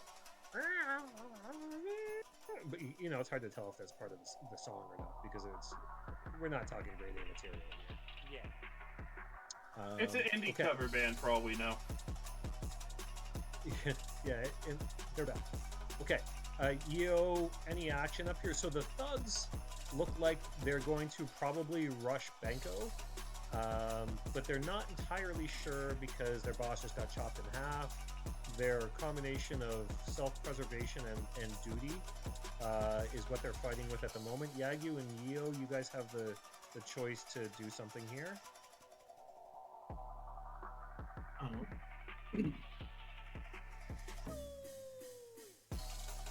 All right. All right, go ahead. You see, Yagyu points at him and just goes, "You, what's your name?" And saying in the most forceful way possible. Yeah. Okay. Which is so easy I mean, when you're tall, when you're a giant. yeah. Yagyu is. I mean, unfortunately, presence is about the same as a cashier. But you know, the force of will of being 8 feet and 300 pounds certainly helps. And Tama's in a little bit of shock right now, having just witnessed a person get cut in half. So he kind of like, Tama, man, what? And you can tell he's about to bolt again. Now, Yio, Tama's right next to you. I'm gonna grab Tama and look over at the big guy and just be like, "You got a beef with this guy too?" So Tama's distracted enough, Yio, they'll just say that you grab onto him. The thugs were kind of pointedly aimed at you, Yio, and now they're going to turn around and head down here towards Benko. They're still not entirely sure that they're willing to engage, but they're also prudently moving away from you, security, and the 8-foot demon robot. Benko, So Yio, you do have Tama in your grip. Benko aims the tip of his Nodachi at basically at the thugs as he sees them coming. It's like, but you make a map bug. He keeps his stare and just says, "Hand him over, alive." To Yio? Yeah. Okay. Play it out. I'm not gonna kill him. I just want what he owes me. He owes a lot of people a Tama lot. kind of looks up.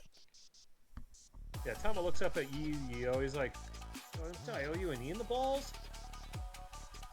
Don't I owe you a removal of your hand? Let's call it even. Not till you pay for what you did to my sword. Yeah, I can definitely do that. Here, I tell you what, I've got like $50 on me right now. He's trying to fast talk his way out so you don't let Yagyu put his hands on it. I'm not gonna let him do that. I'm gonna... Here, you hold him, and I shove him over to Yagu. Okay. Success, yeah. When Like, did Monk become the head of Hollow?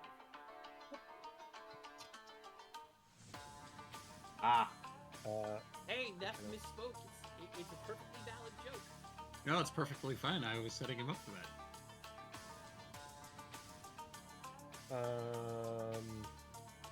Okay, Tama gets chucked towards Yagyu successfully. Kojima, thoughts, actions. Something's about to go down magically.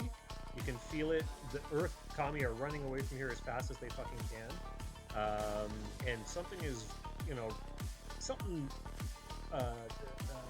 malign, evil is coming up this way, and it's drinking Godu's blood. The ground, it's seeping into the stone ground. The reverb from Samurai Synth south of here is, it's bad reverb, but it's resonating with the negative energy from the old temple. Have you recovered from your giggles? I had to I had to walk away for a second to dial in on one of Nature's lines. Yeah, no problem. Okay, well, you're up here if you want to do anything. You have the best mystical vantage point. There's energy between Samurai Synth to your south and the old temple, the stones of which is now drinking Godu's blood, seeping very quickly between the flagstones of the temple. Okay. Earth Kami are running away from here as fast as they can. Their presence is like every Kami you're familiar with is leaving the space of the old temple, being filled up with the energy of the magic that you're familiar with, which is definitely not Katie's. Oh dear. Any thoughts or actions? Uh, And these gangsters are not sure what they're doing. Give me 2 seconds. I'm trying to readjust my headphone to one of my wires is loose, Yep, so it Okay, Tanaka, Benko, you guys, any thoughts here while Kojima's working with tech? Tanaka is obviously he's feeling the malevolent energy. Got it. Getting greater after the blood fell, and Yep. Samurai, with the music becoming even worse as well, the Samurai Center's changed to get another weird song.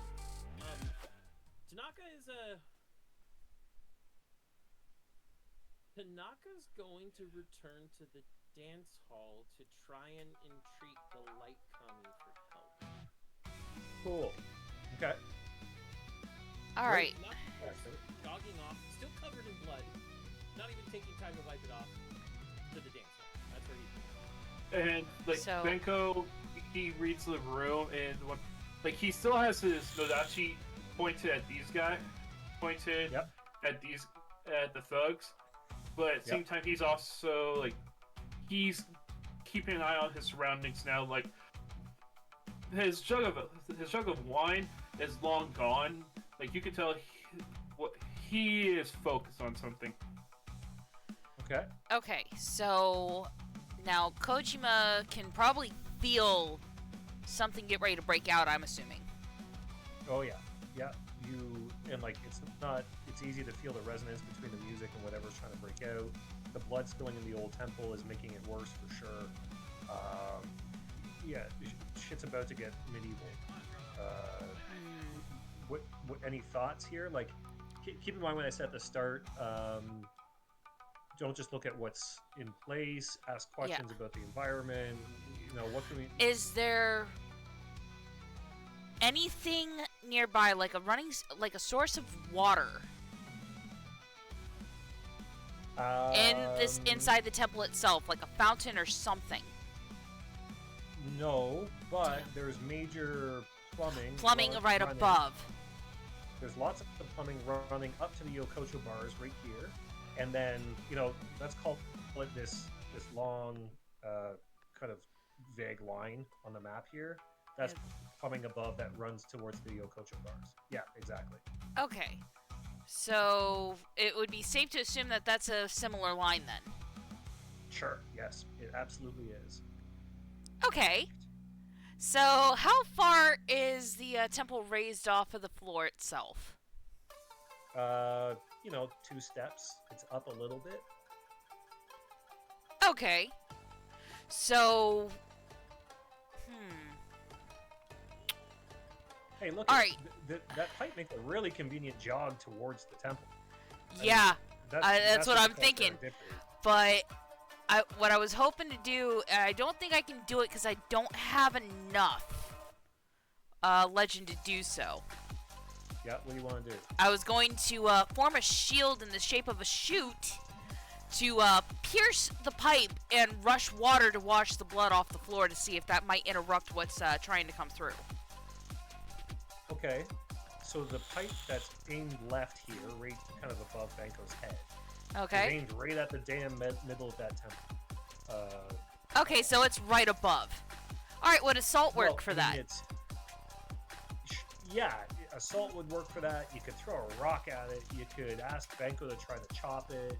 But yeah, if you want to basically break this pipe so it shoots west into the middle of the temple, it's serendipitously pointed right at it. So if you can find a way to crack that pipe, it'll shoot into the temple. All right. Let's see. Assault. So assault. I mean, assault. There's 3 damage or 4 damage types. Physical, elemental, arcane, and biological. You're gonna be doing arcane damage. I'm not sure if the pipe gives a shit. Okay. So I would hold off on that. don't know. You've got access to the Earth Route. You know, if you only had light in numbers, your arcane damage might be not of a flavor that would be used to break pipes. But hell, you've got access to Earth. Yeah. So let's just say you can No, shoot let's just say that not all the Earth Kami have escaped yet. Yeah, and I mean, you can lean into throwing rocks basically at this thing. Okay, let me make sure I pull up our sorry. I think this is just roll. You're just rolling your half rank in D8 damage. All right, so half rank. That is. Let's see. I tell you what. This costs 4 legend. You can succeed. You don't have to roll anything. You can break this pipe. Alrighty, let's do that then. Kojima is going to beguile one of the spirits, and it's going to sneeze once again and shoot a couple of really sharp, pointed rocks at perfect angles where this huge deluge of water just sprays in a perfect arc towards the temple floor. Okay. So Banko, Kojima chants and aims above your head and shoots pebbles above you, in little pew pew pew pew. You have no the fuck idea what the hell's going on, but she bursts a pipe above your head and it drenches you and shoots out like a fire hose down and out in every direction, not just in the perfect temple direction. Let's see if I can draw. Can I draw here? Regular. No, what do we draw? That's gonna be the paintbrush right under the hand tool. Yeah. How do I change? I know there's a way to. Oh. Watch this. Can I do?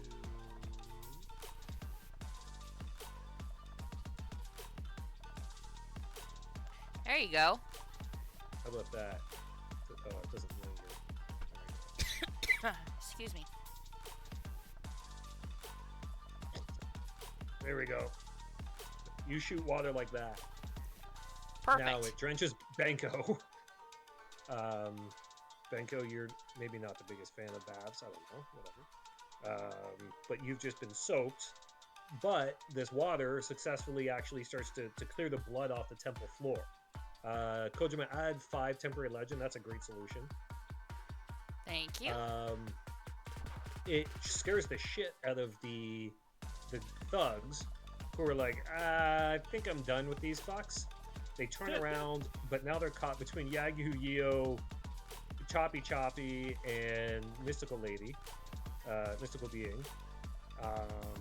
And so they are kind of stuck. They stop. They freeze, uncertain what to do. I actually have an idea for that. Go ahead. As they start turning around and start looking a little confused, I'm like, "Gentlemen, you should have not joined with this man. He was an idiot. Join with me. Have glory." Yeah, that's perfect. Yeah. Okay. So Yeo's trying to make converts out of these sons of bitches. I love it. How are you gonna do that? What, you just trying to sweet talk them into it? I'm being as eloquent as I can. I mean, I am a beloved dictator, or I should be. Yeah. It is your goal in life. Roll your fate, and then roll a skill check, and then see what happens. I just want someone to roll a good fate. Ah, goddamn. All right, so you're going to roll your eloquence, 2d10, 4, 6, 8, plus 1. And if you want to add any legend, wouldn't be a bad time to do so. These guys are tattooed. They're not like Yakuza gangsters. They look more like they're kind of cultisty shitheads. They all have very similar markings. But their leader was just chopped in half. So. Yeah, I'm adding the 5 in. Okay, 15.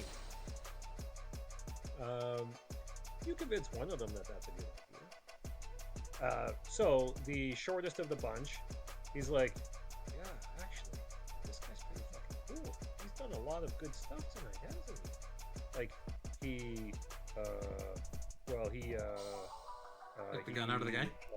Yeah, he did that. Yeah, he did that. So you confuse the shit out of these guys, and they start arguing amongst themselves. Ding your legend down by 5, put it back up by 2, so just take 3 off. Because you've managed to entirely confuse them. They start arguing amongst themselves. I don't know if you're going to get anyone to follow you out of this fight tonight with a roll of 15. Unless you reinvest, like if you keep trying to do this, you might succeed. But at the moment, you've kind of negated them from doing anything stupid, at least. Hey, that's a sign. That's a start. That is certainly a start. Okay. You hear a crashing crumble from...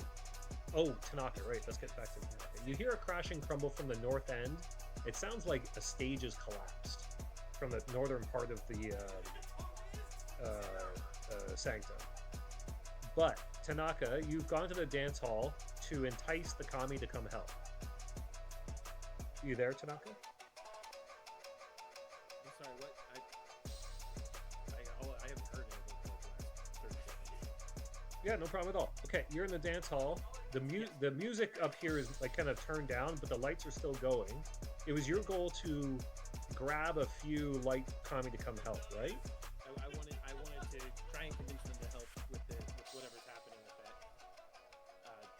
whatever terrible thing is about to happen at that temple. Yeah, that's definitely a good idea. So, you go into the dance hall where there's like kind of a ghostly shamisen music now playing. Like there's everybody's left here. Sorry, I'm just trying to load up a file. There is a woman playing a shamisen in the middle of the room.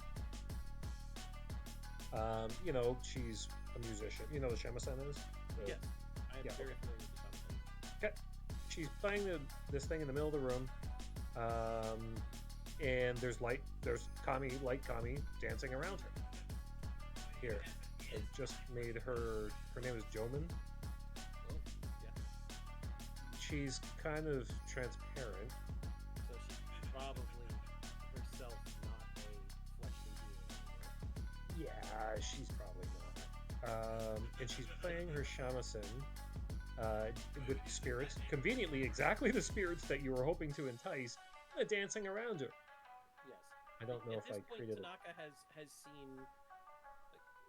Tanaka has seen worse things than a woman who is possibly a ghost. He is nonplussed, nonchalant about this because there's nothing worse than getting drenched in the blood of a man who is about to sacrifice you to some evil thing.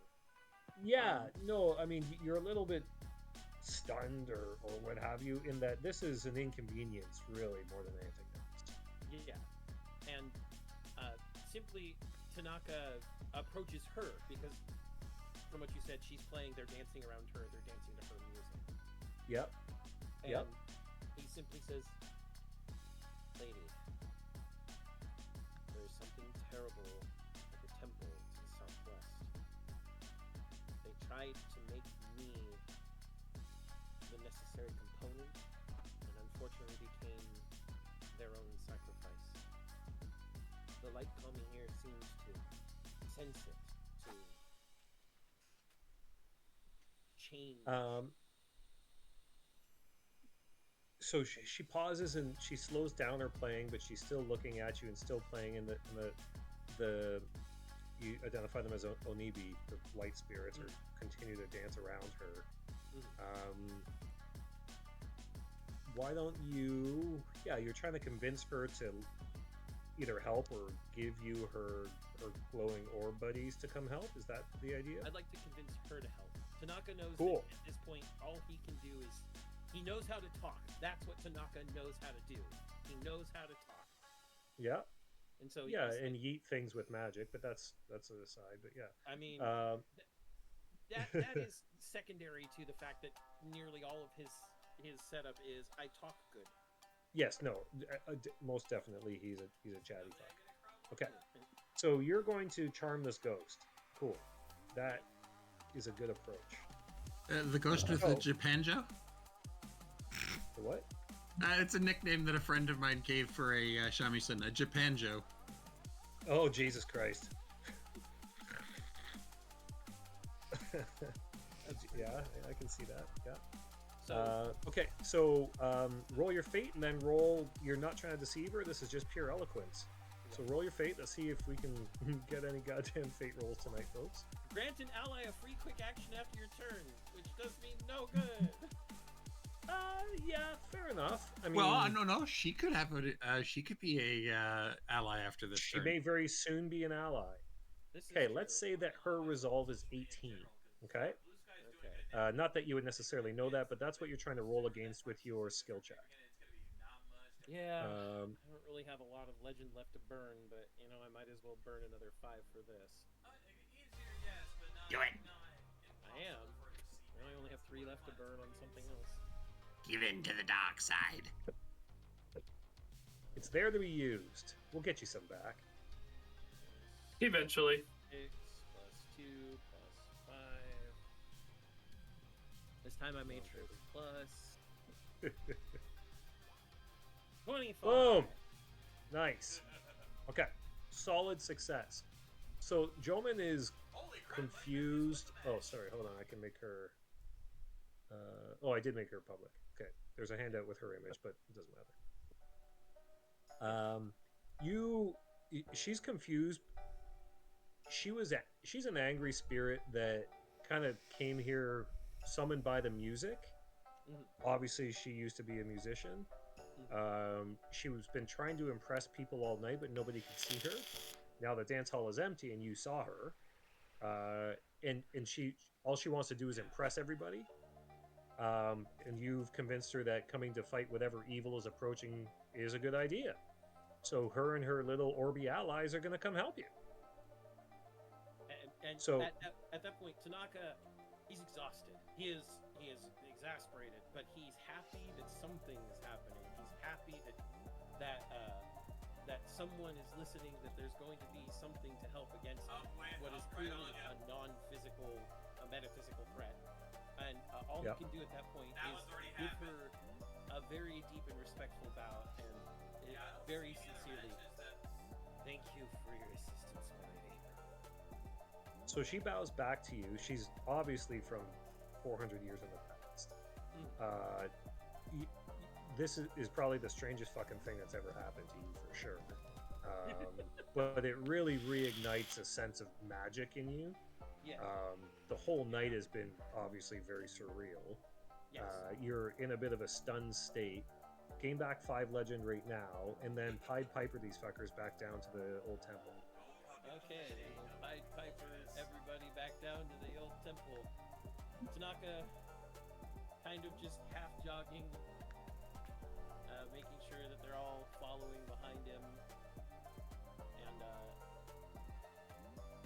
I'm sure that So- anyone without magic powers like Benko and Yakyu And me. all like, and Yeo are just like, what the fuck is this monkey man doing, gesturing to midair and talking to me? Yeah. So Bowing to it. Tanaka comes back, kind of gesturing and speaking to anyone with any shimpi can see these onibi are glowing orbs of light and a fucking geisha ghost. If you don't have any shimpi, you can't see this. You can see some reflected light off of Tanaka that doesn't make any sense. You know, you kind of got to look for it. There's flashing neon lights still, even if most of the music, except for the horrible death metal, is stopped. But as Kojima, you see this. You're particularly impressed by it. You're like, what the fuck did you get this goddamn ghost from? You just wandered off and grabbed the ghost. So Tanaka add another 5 points of temporary legend just for the respect of doing something completely off the cuff, Okay. and for the fact that I had a ghost musician there teed up is just interesting serendipity. I made the connection. Dancing lights earlier. Go back, get more dancing lights. Clearly, they're good guys. Yeah. I mean, they were, not necessarily guaranteed to be good guys, but you've made them that way. So, success. Okay. There's now water hosing off the blood temple. Um, and there's an argument between the shitheads. And really, the Kojima and Tanaka, you can get a sense that the whatever was impending is paused but not reversed. And As one last thing, Tanaka, world weary, for a brief moment steps in front of the spraying water to get the blood off of him too. So he'd rather be wet than covered in blood at this point. yeah, yeah. So now he smells like a wet monkey. Better But than a Tanaka monkey. cleans himself up, concerned with appearances. Benko, Benko, where are you headed? Benko's heading over to the thugs and and looks at him and just he's been around. He knows he's been around the streets for a bit, so he's looking at them and he's more so looking at their eyes to see who everyone's looking at be the new quote unquote leader, so he can grab them and basically figure out what the hell are they trying to do. Yeah. Okay. And as he comes closer, and I gesture to the thugs, it's like, listen, this guy just took off your buddy's head. You want to join us, so you're not like him, right? Yeah. So they're looking between Benko and Yio. Do you have a sword drawn, or? I've kind of made it very obvious that I got it, and I haven't pulled it all the way out, but it's showing. You've done the rest of your thumb on the guard thing, and it's a little bit drawn, not fully, just a little bit. And Gotcha. the Nodachi is like it's drawn for Benko, but he's holding it where it's going to be at the ready, but he's not actively going to swipe and hit somebody at this moment. At the moment, okay. The thugs are made nervous. They can't see the ghost lady or her spirit balls. But I mean, you guys are now encircling them, and Yio has done a pretty good job of sweet talking them and making some very good logical points, like don't die. While that happens, Samurai Synth is really coming to a crescendo down there, and it is basically impossible to hear yourself think now. So any conversation that you were going to have, anything that you try to do for the next few turns that would be eloquence based or sweet talking based in any way, shape, or form will be at a disadvantage because you're trying to yell over death metal.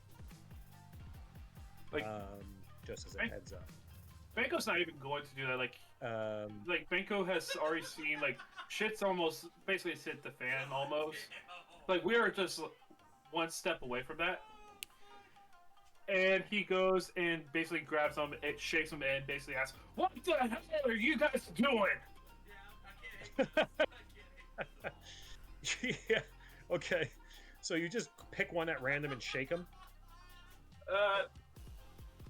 Whoever's in front of him, or the one who looks like he's about to pee his pants the most. Yeah. Okay. Yeah. You grab the little guy that was, basically convinced by Yio, or you grab somebody that is the least looking like they're likely to help you guys, and shake him like a baby, or like you used to shake a baby, but you can't do that anymore. And these guys would be considered quote unquote enemies, right? Yes. Sure. Yeah. Okay, then their resolve is reduced by 3 anyway. Nice. Good catch.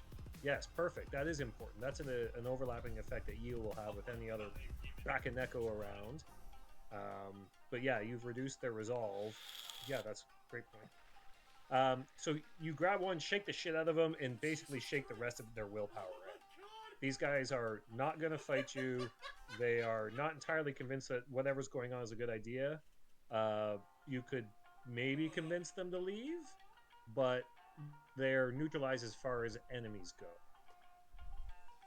So then Samurai Synth comes to the end of their song, and drop their mics, and horrific reverberations just explode from the southern stage. ear-splitting, miserable. You thought the music was bad. This is just electronic noise, screaming into your heads. So It dubstep. hurts.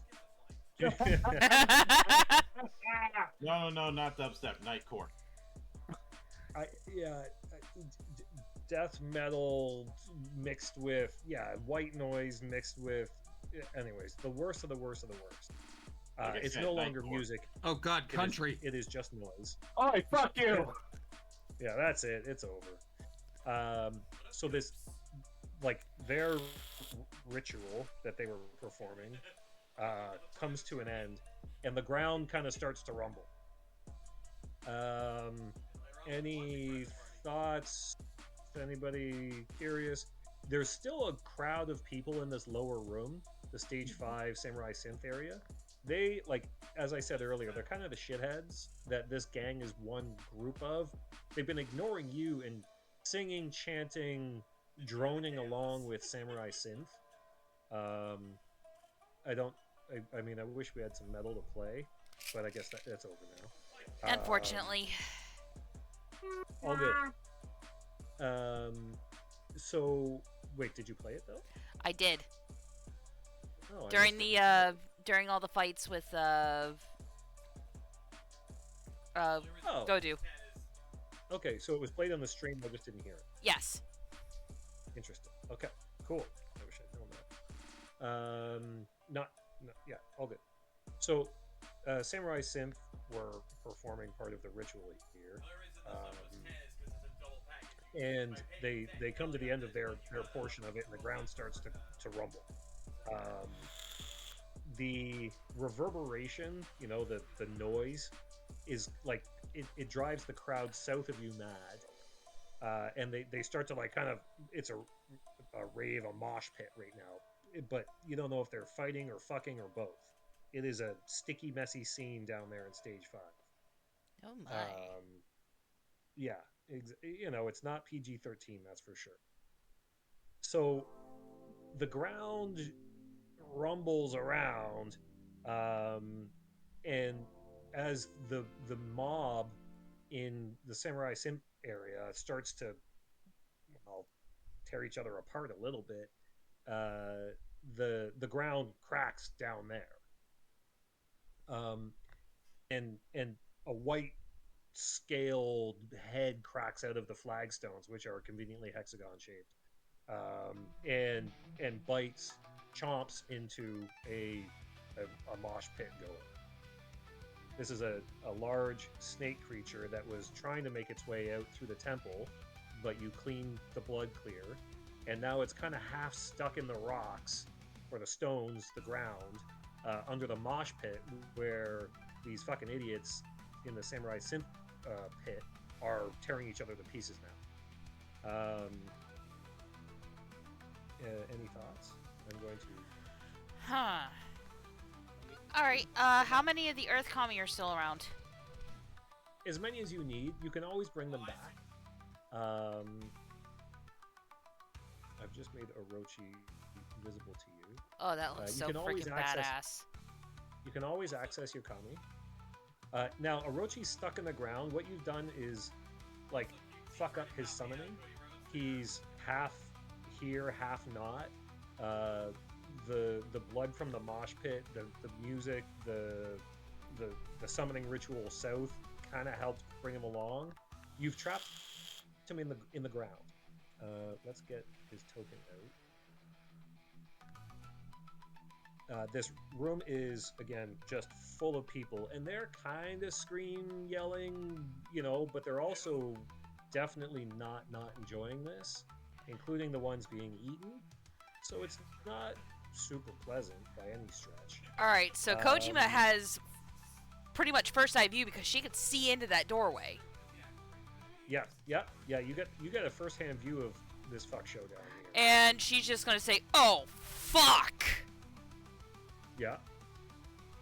That's an accurate and fair response to the summoning of this snake demon. And she instantly turns around, points at Banco and Yao. "You two, swords, in there, now!" Banco look like. Can Banco from his position see the snake?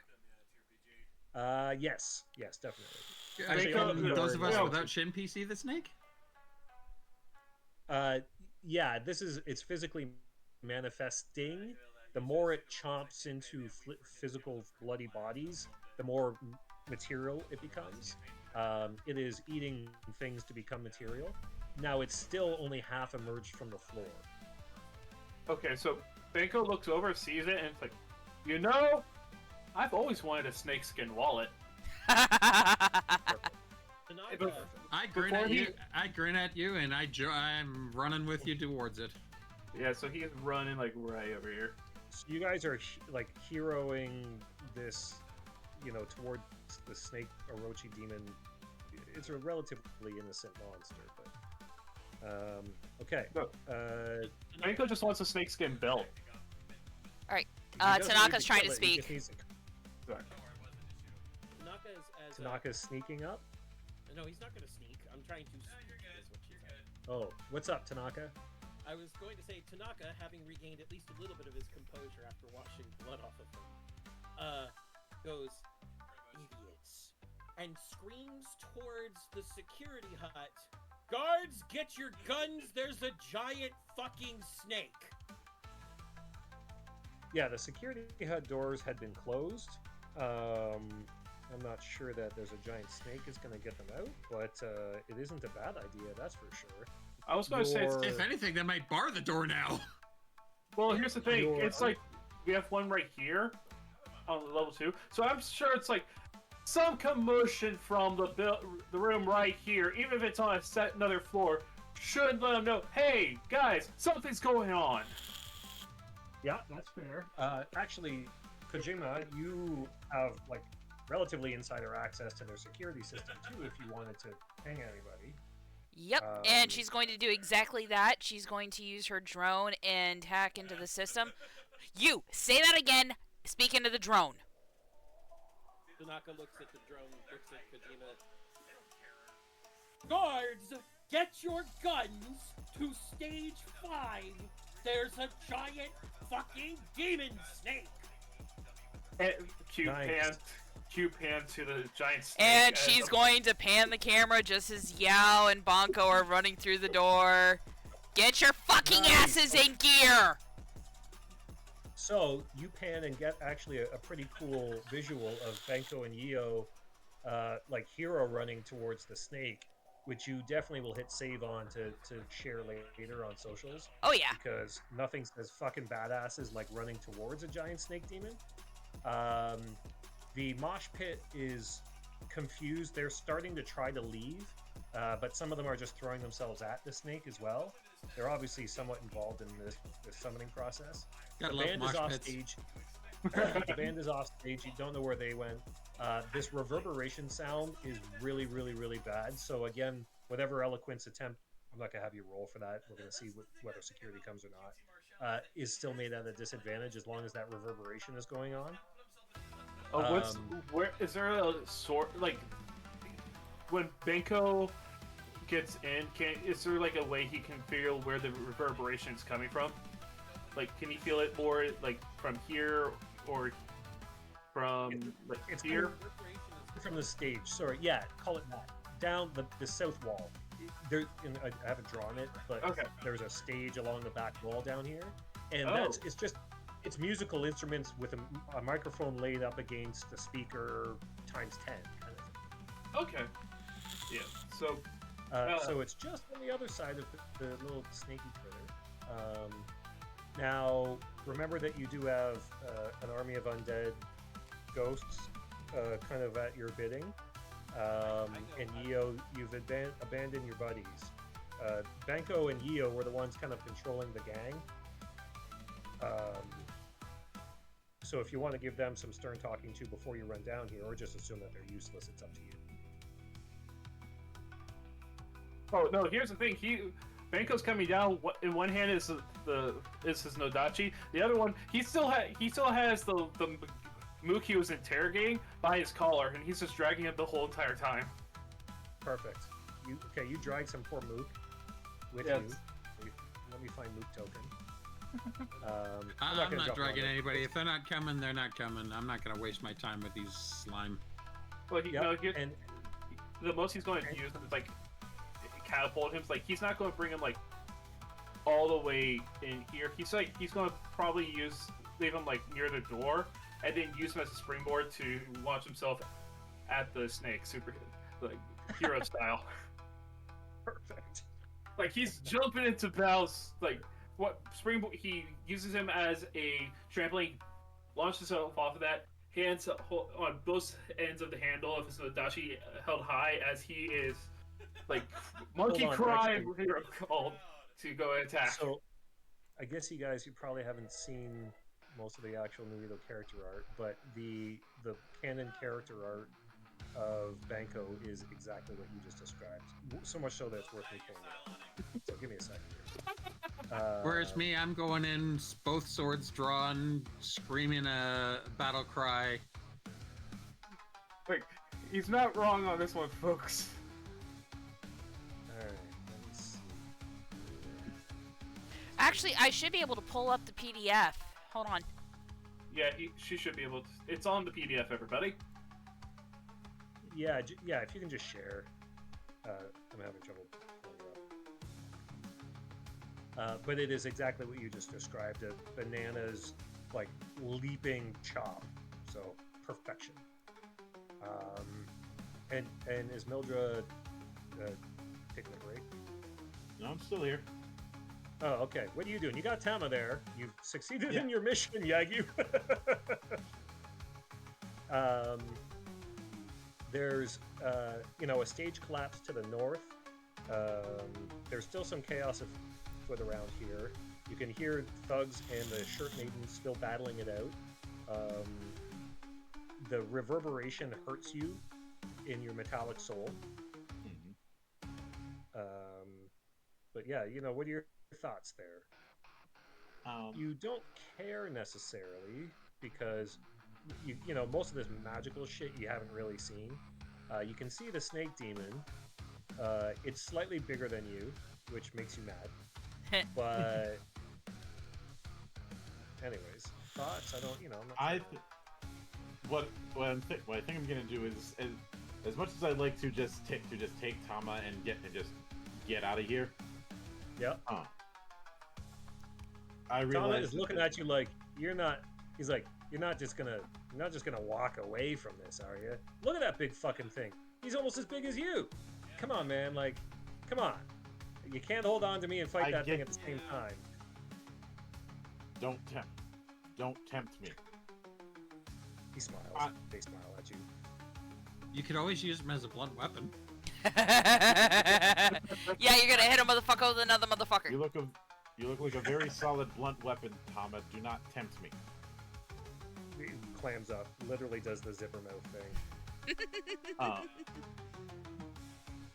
What I'm gonna be doing is giving him a shot to knock him out. Basically, the good old gut punch. Yeah, and just make a beeline for the just make a beeline for the snake with an attitude of, "I'll come back for you later." Okay, so you gut punch Tama successfully, and he crumples. Did you guys have any luck with the PDF? And, yeah, I showed it off. Okay, good. In fact, I Yeah, can show agreed, everybody right? what Perfect. Yao looks like. Hold on. Or Yagyu. So I'll do that. I'll take a second to do that. So the Onibi and the Undead Geisha charge into battle, being, undead and all, But whatever.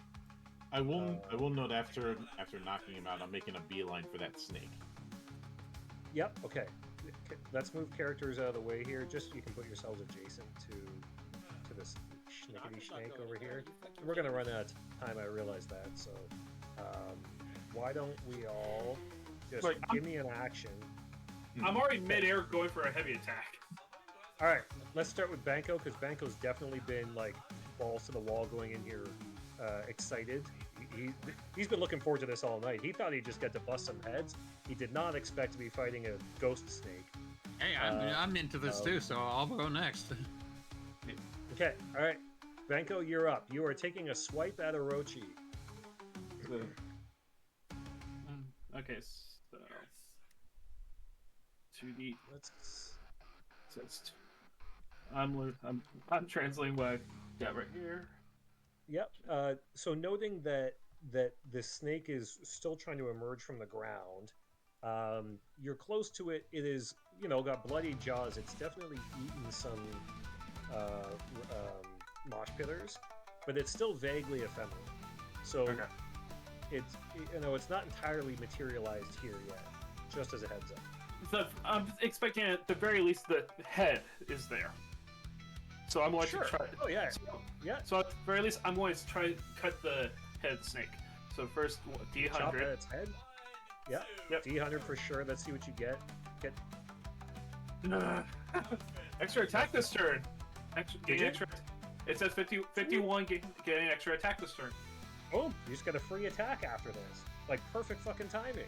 Nice. Like, you are in your element. You've charged. You managed to launch over 3 or 4 meters of space by pushing down your thug and jumping off his back, like a springboard, which he's thankful for. So it means he doesn't have to come into the room.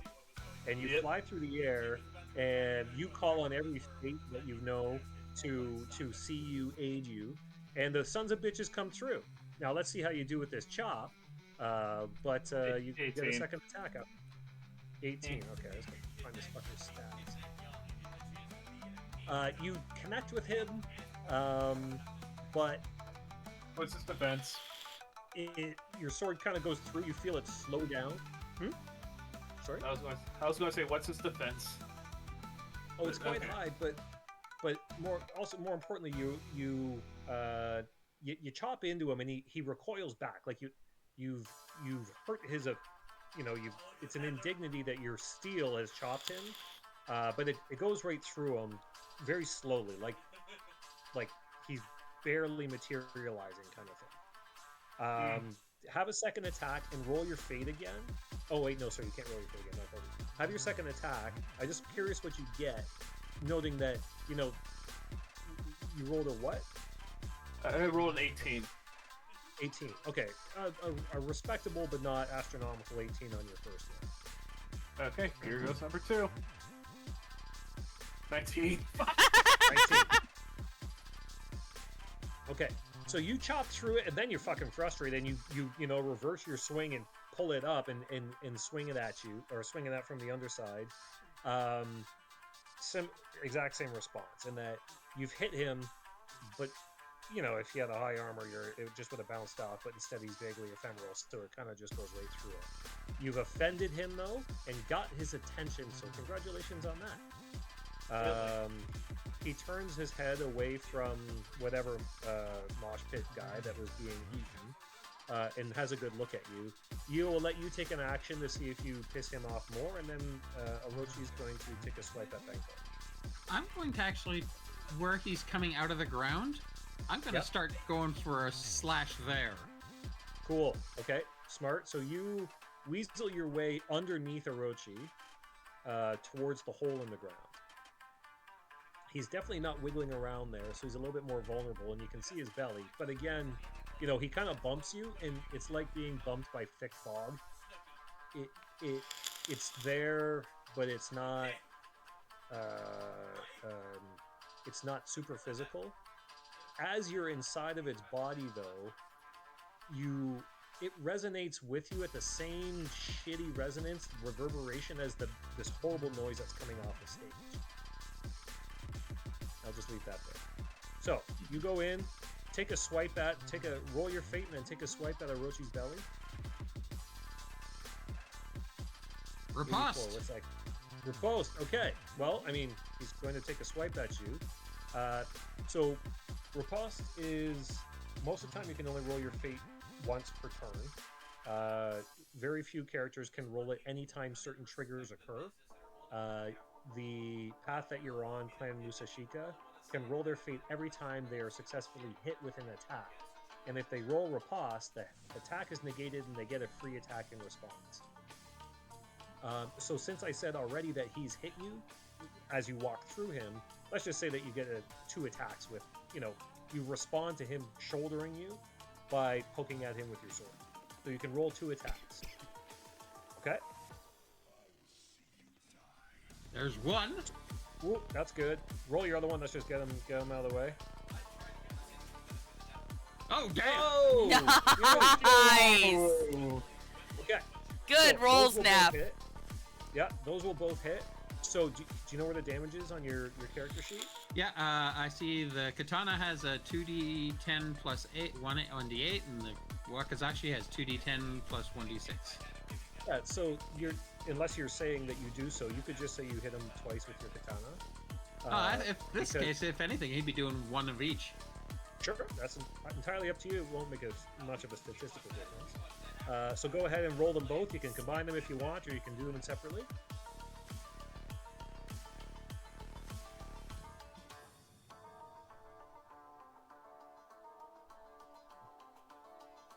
Figure I'll roll them all together as one big roll. Yeah, that's more fun. You know, the game is kind of about rolling big handfuls of dice. Yes, he is. Enix too. It's a shame that he's not here to see this. 38. That's impressive. You forgot to make your D10 exploding. Oh Yup. yeah, so you do get roll another d10 and don't forget to put your exclamation mark on there because you can add whatever your result is.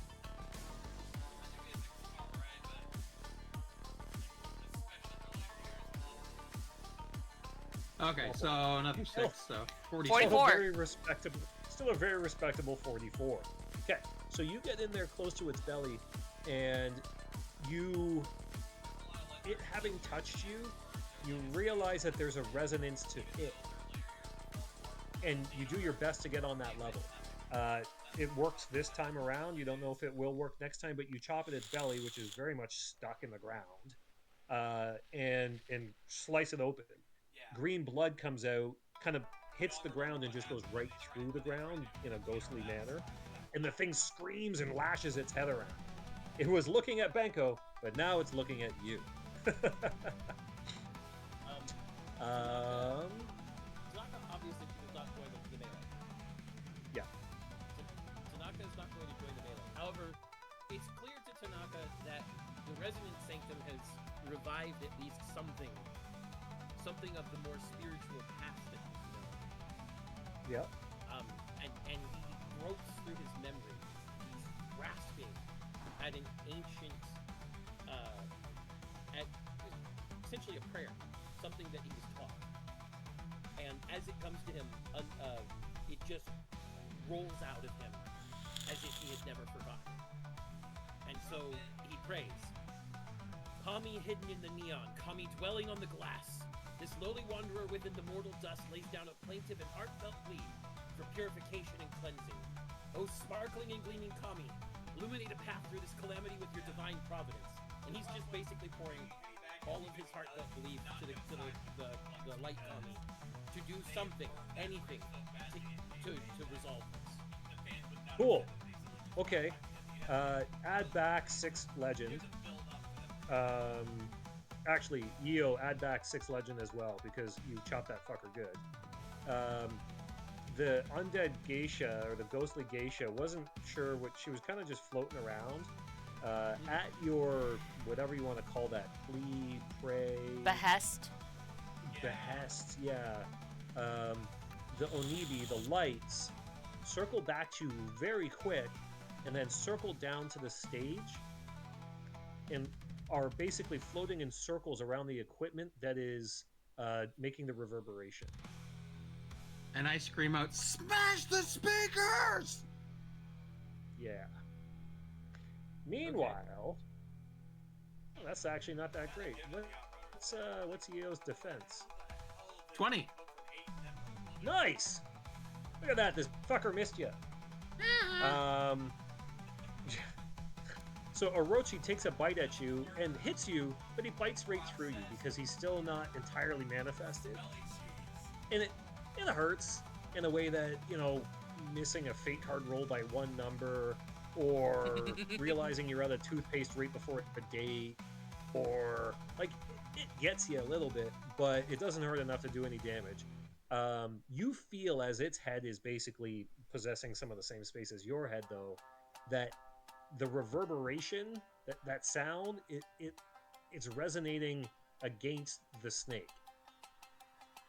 You're not exactly sure what that means, but there's something like the snake and the resonance, the reverberation from the soundstage. There's a connection there. Even your unspiritual ass can identify. Yeah. Yagi, what are you doing, man? So, given the setup with this thing,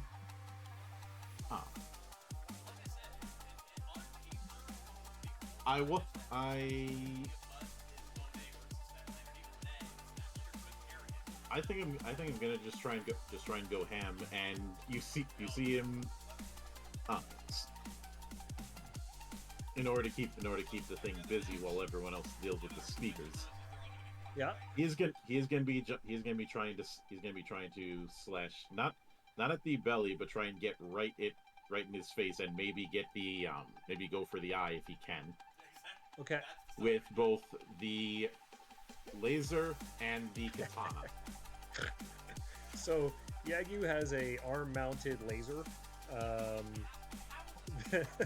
just because why not be a laser-wielding death machine? So because he has a low rank in the relative ability, he can make 2 attacks, which most people can't unless they get a cool fake card roll, like both Benko and Yeo did. Yagyu can do so in every turn, but he does so at disadvantage. All I want are freaking Oni with freaking lasers! Well, you've got him. So, roll your fate card and then make your 2 attack rolls, one with your sword and one with your laser. You can see the attacks on your spreadsheet, or your character sheet there. 87, so nothing happens. No, womp womp. Okay, 2 attacks. Remember that they're at disadvantage, unfortunately. Alright, so... That just means you drop 1d10. For the laser arm-mounted one, you can't roll nothing, so just roll a d10. Alright. So... Are you going to add any legend to any of your rolls? Noting that the guys had a little bit of trouble hitting him in the mid-20s range. Yes, I will. Okay. I'm making a massive gamble with this setup. So how much legend can I spend? 5 per attack. Oh. You might, I mean, from a purely statistical point of view, there's almost no point in spending it on the laser attack, but it explodes, and if it works, it's gonna look fucking cool. So there's always that, right? I'm spending 5 each on both. Sweet. All right. May the fates be with you. Well, I mean, they already ignored you, but let's see how the dice treat you. All right. So gonna be doing the katana attack first. So that's okay. 10 exploding. 6 plus 2d8. 22. Okay. Oh, I don't see the +5. Oh, yeah, right. +5. So it's 27. Yep. There you go. That is a hit. All right. We'll do damage in one go. So then yeah, roll your 1d10 exploding +5. Easy got kicked out of here. For your laser attack. Yeah. He tried to get political, and none of us were defending him.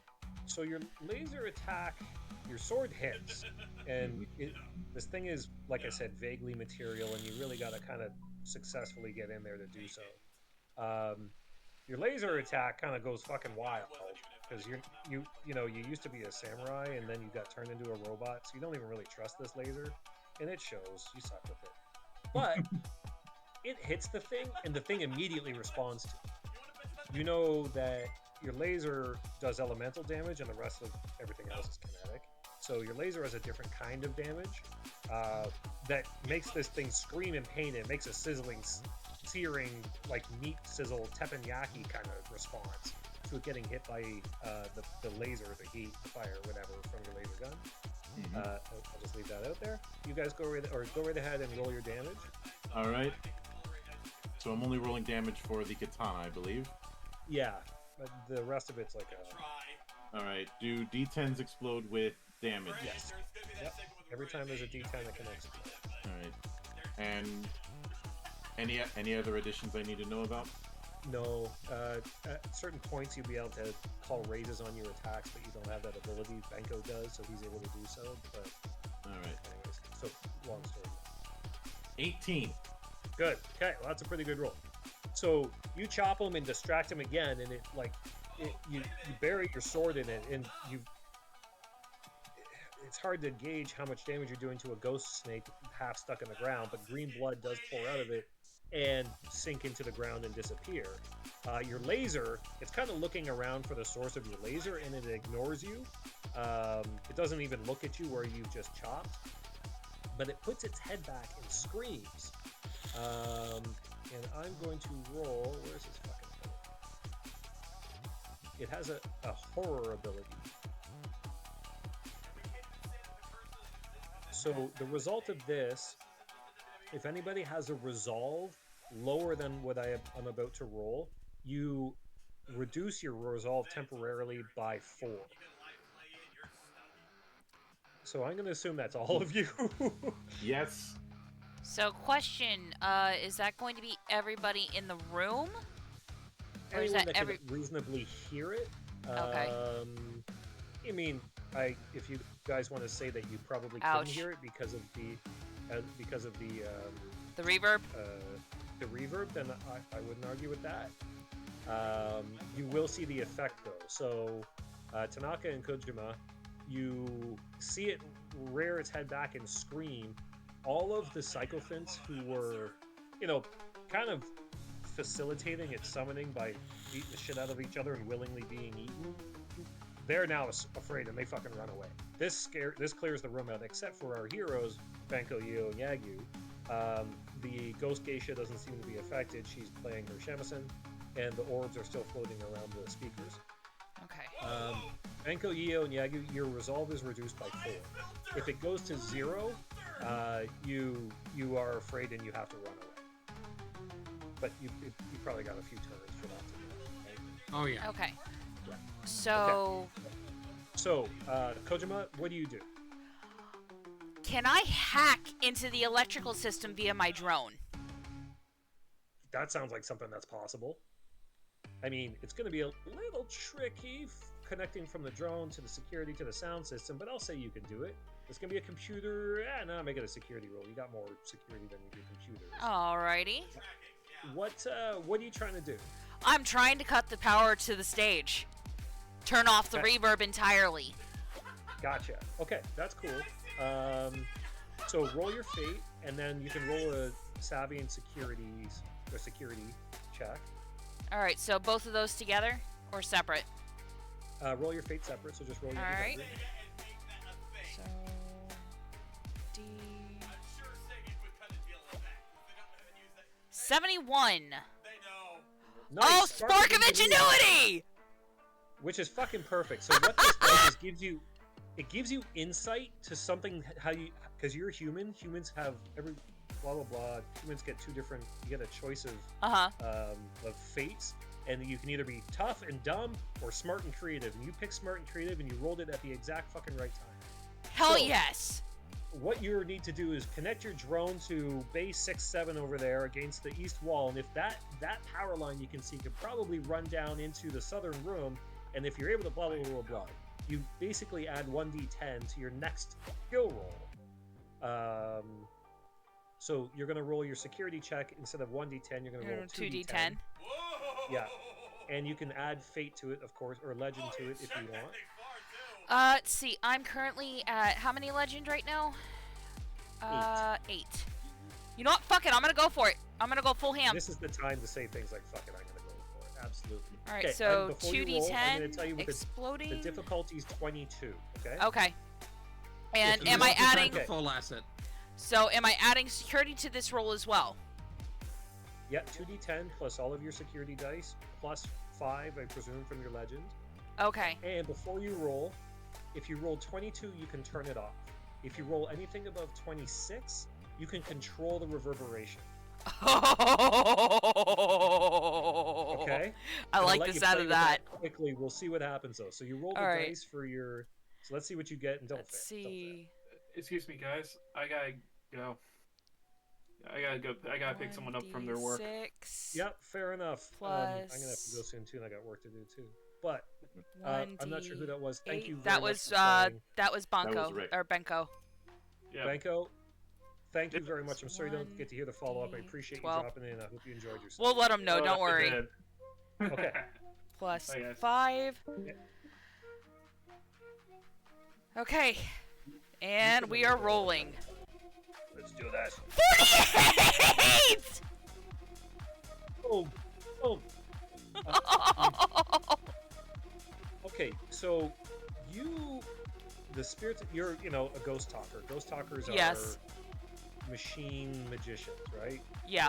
You not only do, like, your human ingenuity taps into this thing, your drone flies over, immediately regain 8 legend, and add +5 to your permanent legend. We're going to have other story effects later on, but you... So I'm Take getting control 13 of- back. Yes, and you take control of the building. All of the security, all of the electronics, part of your being will always remain in this building. You upload a part of your consciousness to the resonant sanctum, and it will forever be part of you, and you it. Now, there's a peddly little snake demon from some poor realm. All it wants to do is come into this world. You realize now, as you step through time and space, that it's not even really malicious, that the spirit of its summoning has set its demeanor. This just used to be its home thousands of years ago. Gotcha. Now it's fucking angry and wants to eat Banco and you and stuff like that. And you're not entirely sure from your limited ability to affect the electronics around it what you can do. But what do you want? What would be the ideal solution here with that roll? So I am going to change the reverb Yep. to something softer. And as she's doing that, she's actually going to pull a song from the drone to help set the tone to calm it down and get it you're back gonna have to in. Tell me IRL what song it is, and It's that one I showed you. It's Meshu. Oh, okay. I was hoping it was the Pina Colada song. Because if you play that right now, this adventure's over and you win NewEdo. You know what? Fuck it. I'm gonna play Pina Colada. Hold on a second.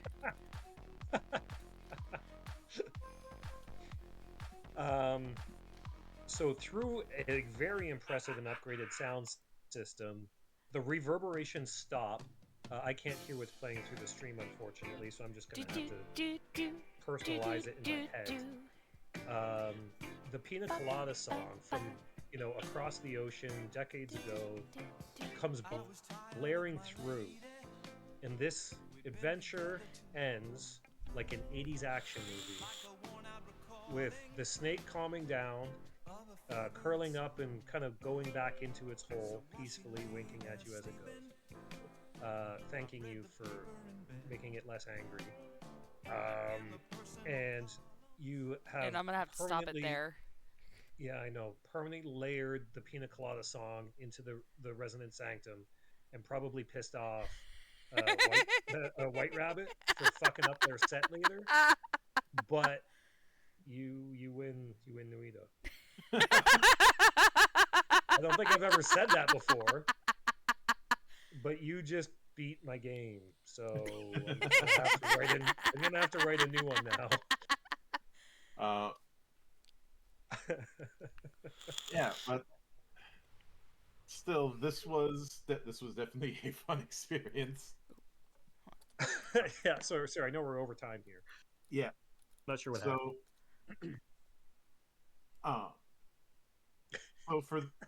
But with that in mind, that is going to wrap up this particular episode of the Cloister. There will not be a episode of the Cloister for a couple of weeks due to varying factors. But I will be doing a watch party of Sakura next week at the usual time. you know, kind of lead up much like how I did a watch party of Macross Plus before we ran Robotech. Quinn versus Black. Now in the same vein, no Cloister on the 7th, but we will be doing session 0 of our new season on December 14th. So please keep an eye out for that. But until then, on behalf of the good brothers present and not present, my name is Mildra. I am your gaming monk. Stay fucking frosty, everybody.